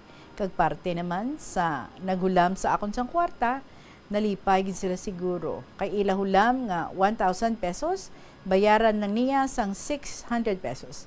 Impas, kay wala naman dugangi. Ang isa nga 500 pesos ang hulam, ginbayaran lang niya sang 500 pesos, impas man, kay wala man dugangi. Kung ako ang manghula, abali namin migurong 800 pesos kay inano. Okay, 800 pesos ang utang, ginbayaran 500 pesos lang, impas, kay wala man dugangi. So kung ako ang manghulam sang kwarta, bali 1,000 pesos, pagbayad ko, 1,200 na, kay may saka. Kay may nagulam, nga wala makabayad. So kung ako hunaon, dako gid ang ako nabulig sa ila. Kagang amon maestra nga mapintas, subong Tita Regine, wala naman, kay patay na. Kagang parte sa mga grupo nga palahubog, nga nagdaog-daog sa amon, wala gid ako nagadumot. Pero hindi lang ako malimot. Kag si Per nga nagulam sa akon sang kwarta nga wala sang bayad, kag nagbutang-butang pa sa akon sang sala, subong patay naman. CR ang upod niya nga naglagas sa amon, patay naman. Kag si Ed, ang konsihal sa amon barangay nga upod inom nila sa paglagas sa amon, patay naman. Kag si P, nga upod man sa paglagas sa amon nga anak ni Konsihal B, patay naman. Kag si Konsihal B, ang tatay ni P nga nagaapin sa ila nga konsihal, patay naman. Kagamoy ni ang akon kahapon nga hindi ko gid malipatan. Ang akon lang pahanumdum sa iban nga hindi gid maayo ang magpasakit o kun ang pagdaog-daog sa iban nga tawo. Kung anuman kasakit ang ilagin buhat, aton lang isalig sa Ginoo. Ang Ginoo lang ang makahibalo sa ila. Kag akon lang gintugyan sa Ginoo. Bisan ano kasakit ang ilagin buhat, wala gid ako nagadumot. Pero, hindi lang ako malimot. Kag diri lang kutob ang akon nga kahapon nga hindi ko gid malipatan. Samtang ako buhi sa sining kalibutan, kag akon gid nalang puwasan ang mga pagtilaw sa kabuhi. Kag madamo gid nga salamat sa imo pagbasa sa malawig ko nga sulat kag sa liwat. Maayong hapon kanimo Tita Regine kag sa tanan nga mamati. Good luck, good health, God bless you, and more power to your program. Ang kahapon lamang. Your KLP sender, Roger Sang Maasin.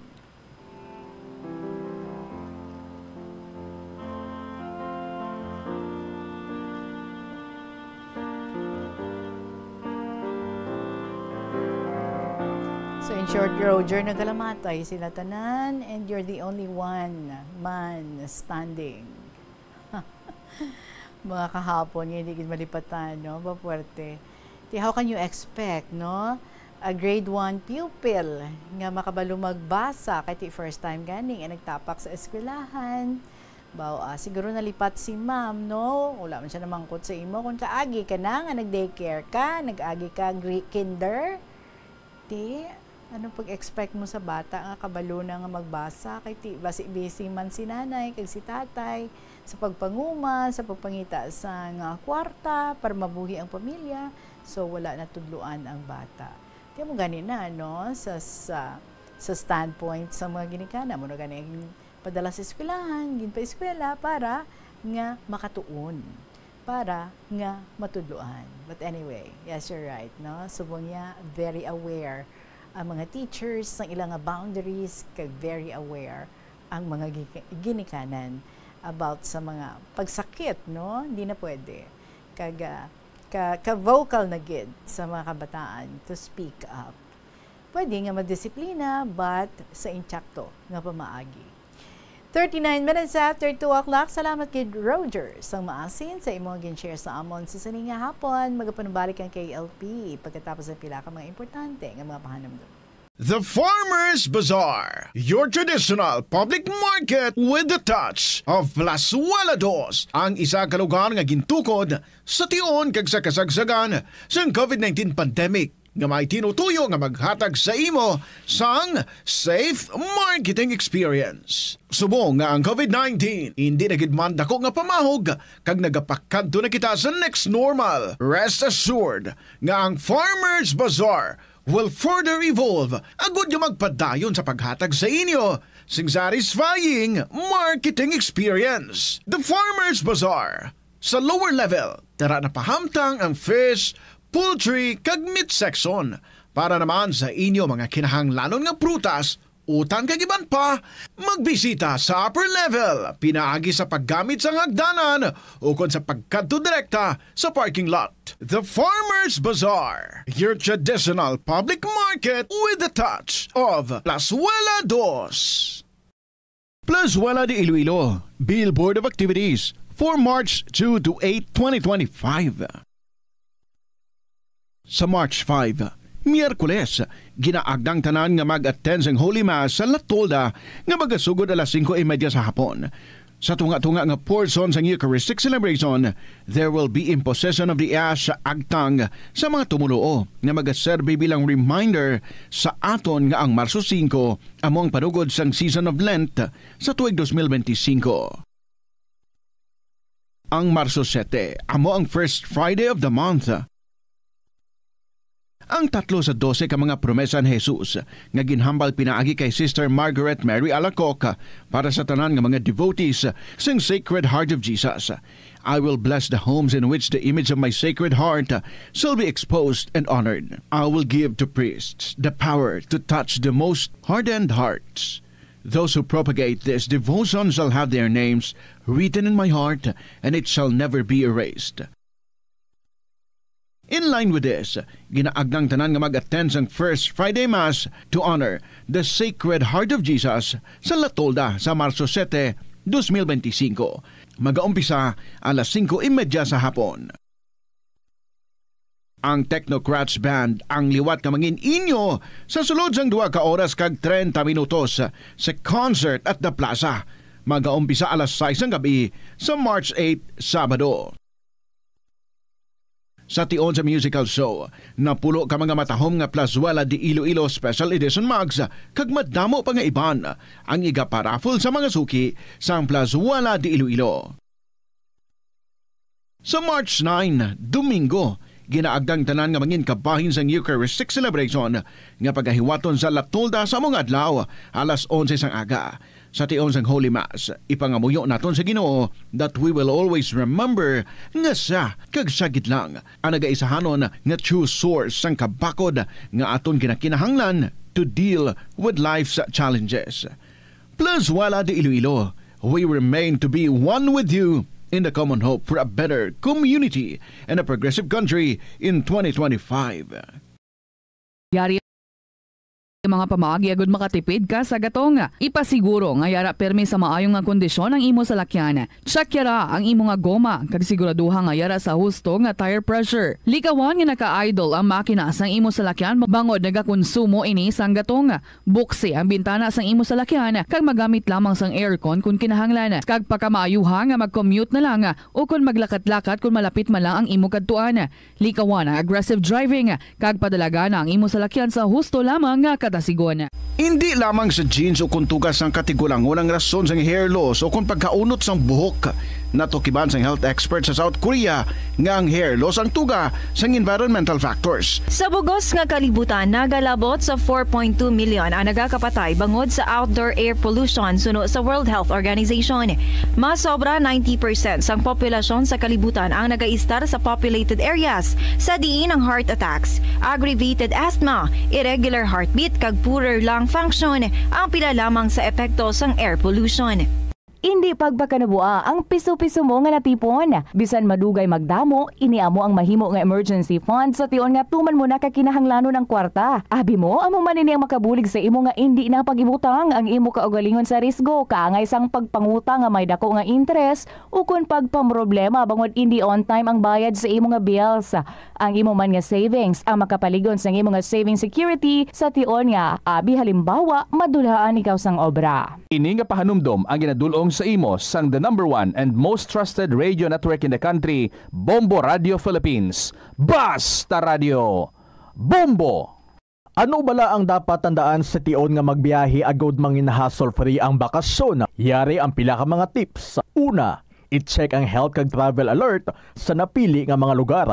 Ikadua, magpili isang safe nga accommodation. Mag-research ka magbasa sa mga reviews sa napili nga lugar antes mag-book. Ikatatlo, siguraduho na nga may nagagana nga mobile phone. Ang tanan nga mga upod agod mangin mahapos ang komunikasyon sa tion nga madula o kung kinahanglan nga magbulagay sa dalan. Be prepared in case of emergencies. Siguraduho na nga may backup nga emergency plan nga may medical reimbursement sa tion nga may maospital bangod sa aksidente. Ini nga pahanumdom ang ginadulong sa imo sang the #1 and most trusted radio network in the country, Bombo Radio Philippines. Basta Radio Bombo! Kung nagakaon, ginapraktis mo man ayhan ang good manners and right conduct. Iniamo ang paghimo sang good etiquette kag mangin matinahuron sa mga tawo nga kaupod sa pagkaon. Pila sa mga kinahanglan himuon kada tion sa pagkaon amo ang masunod. Maghugas ang kamot. Masami hugasan ang kamot antes magkaon agod mapabilin nga matinlo. Magpungko sang maayo. Sit up straight. Bangod ini ang senyales sang respeto kag good posture. Hulaton ang iban antes magkaon. Maghulat sa iban nga kaupod sa lamesa antes magumpisa sa pagkaon. Iniya nagapakita nga mayara ikaw sang konsiderasyon sa iban nga tawo. Insakto nga paggamit sa mga gamit sa pagkaon. Magamit sang insakto nga mga gamit sa pagkaon. Butangan sang serving spoon ang kada pagkaon kag likawan ang paggahod samtang nagakaon. Mag-usap sang pagkaon nga wala nagahuni. Ini amo ang basic rule sang good table manners. Likawan ang pagwakal o kung pag-istorya samtang may pagkaon ang bibig. 46 minutes after 2 o'clock, nagdiri naman kita sa sulat ni NDD sang Arevalo. Dear Inday Regine.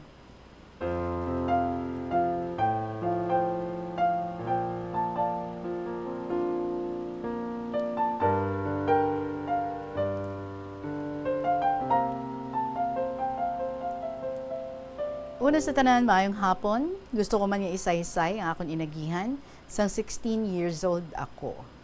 Inday, kapalabayli gidya sa akon. Kundiin tuya ang fiesta, ginahagad ako sa maupod ko sa ulubrahan. Bale, nagaobragali ako sa amuniho. Kakadamo sa amon inday, puro kami babae, halos laban sa probinsya, lain-lain nga lugar. Pila lang kami diri sa syudad, kag ako lang ang pinakabata sa amon. Bag-o pa lang ako nga nagtuon sang baile inday. Balaan ko gani may fiesta sa tagsa sa ila. Ginahandaan ko na ang pleti sa salakyan. Mabakal sang tela, ipatahi sa sastre, tapos mabakal sang bakya. Inday mataas na iyang ginapili ko, uso pa na sang una. Balan ni Inday Regine, kanubuo sa akon. Kung matuon gani sa Saturday or Sunday, bispiras pa lang sang hapon, nagalakat na kami. Pag-abot namon, mangulabo na kami. Paghana na sang dulom, dayo namon paligo sa sapa or sa bubon. Daw sa wala lang sa amon ang katugnaw sang tubig. Pagkagabi, kadamo sa amon nagsulod sa baylihan. Inday, wala pa ako nagabayle sang sweet music. Bag-o lang ko nagtuon baile. Hot music or cha-cha lang ang ginasaot ko.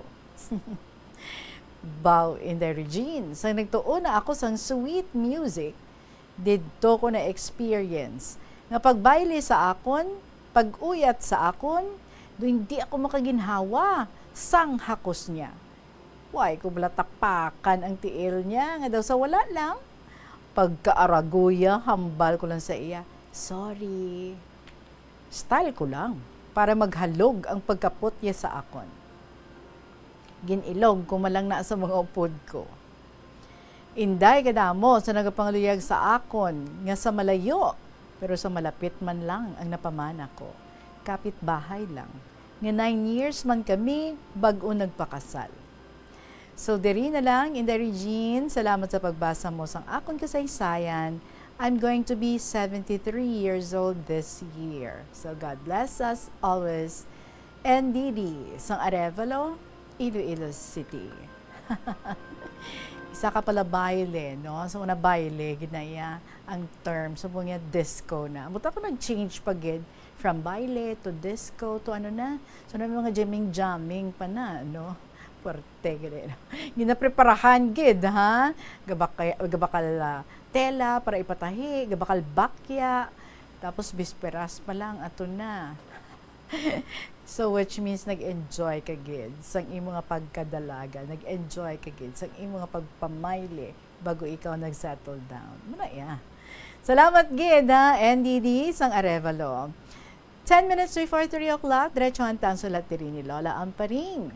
Sa tanan-tanan nga mga listeners, mga letter senders, kag sa mahal kong Tita Regine, kag mga mahal sa buhay, magandang hapon sa inyong lahat. Minamahal ko, Tita Regine.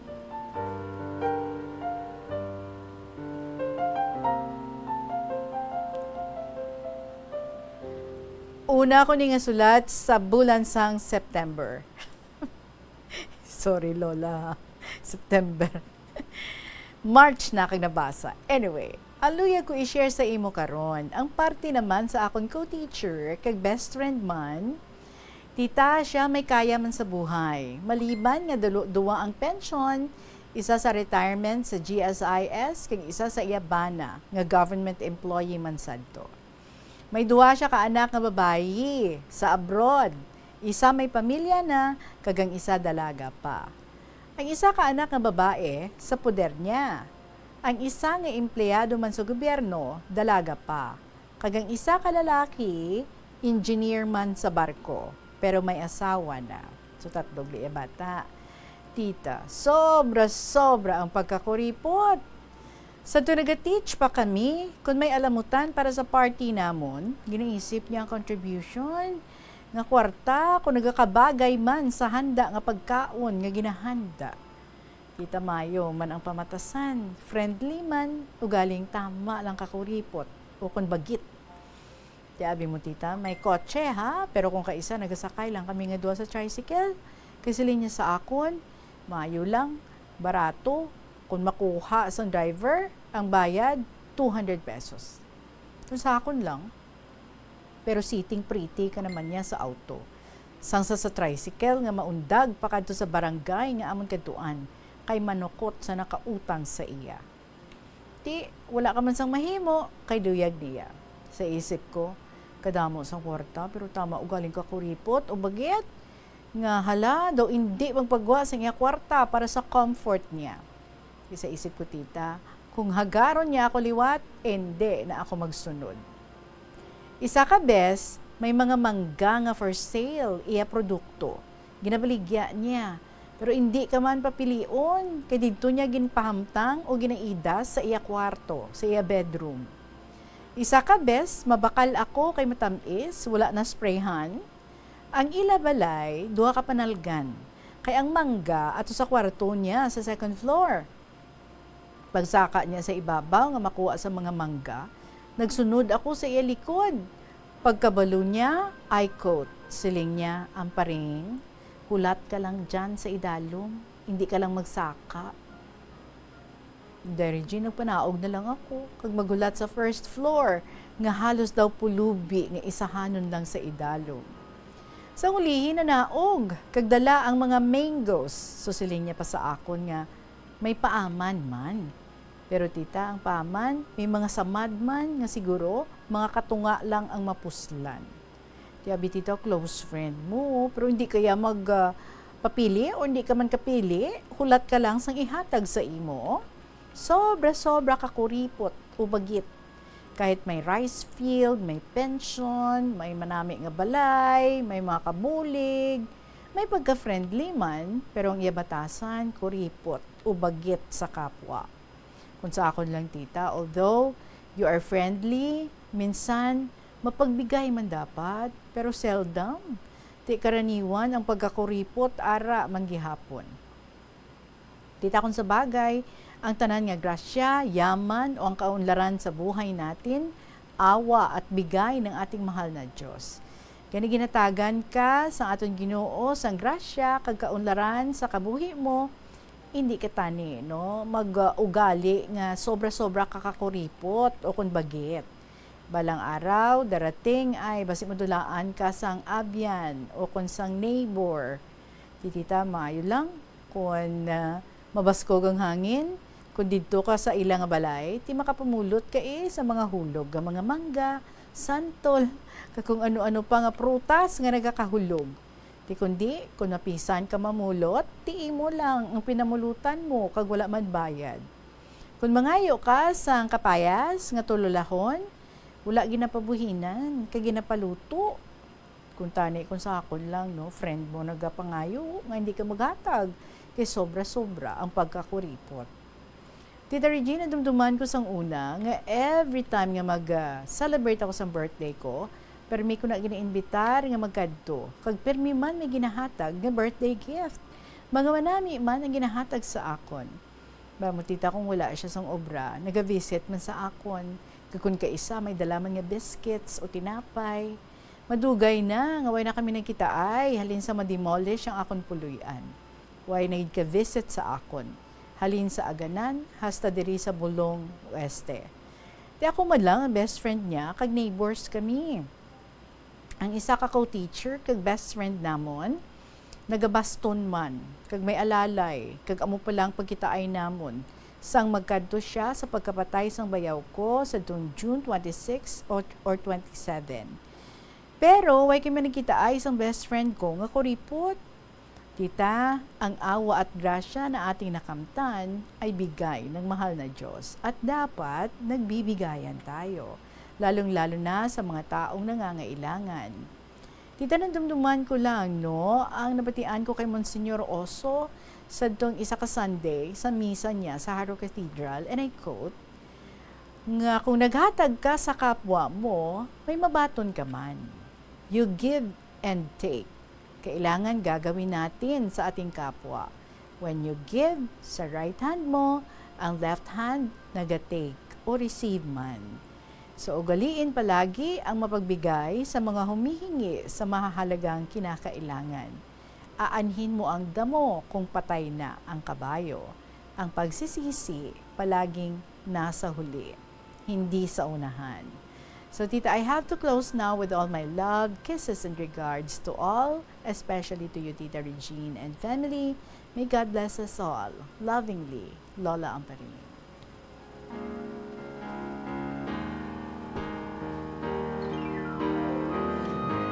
Lola Amparing, I don't forget. No, I didn't forget. It's gonna be your 96th birthday next month na, April 11. Correct? So, advance happy birthday lang dira sa imo, Lola Amparing. Ang iba nino, nga siling mga nagakinuripot, nga daw kabudlay gid, nga makahatag, daw bagit, sometimes basi ina, no? So, kung ano man ang ilang inagyan sa itong una.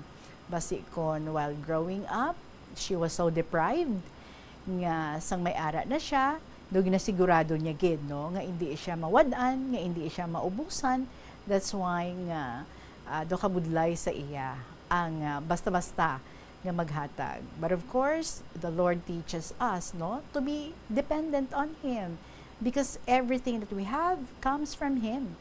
Siya ang nag-provide sa aton. And mas manami, no, nga we focus on what we have and we do not look at what we do not have. So, hindi kita magkakulba nga maubusan kita, nga mawadaan kita, kaya that would only mean, no, nga ti nagakulang kita sa aton nga pagsalig sa aton Ginoo that He would provide. Anyway, thank you so much gid sa imo, Lola Amparing. Another story ang ating ginbasa para sa imo gid. Salamat gid kay kamo mandira mga kabombo sa inyong mga istorya. Feel free anytime na mag-email sa inyong mga stories sa bombo_iloilo at bomboradio.info or sulat sa gihapon and then ipadala lang sa kahapon lamang program DYFM, Bombo Radio Iloilo, Sky City Tower, Mapa Street, Iloilo City. Right after sa KLP, umpisa na ang mga dramas nga mga paborito nyo, Tuyang Ermitanya, Provincial Jail, kag Dear Diary. So enjoy the rest of your afternoon. Sa gihapon, ininyo alagad si Tita Regine para sa kahapon lamang program. Madamo higing salamat sa inyo. I'll be with you again.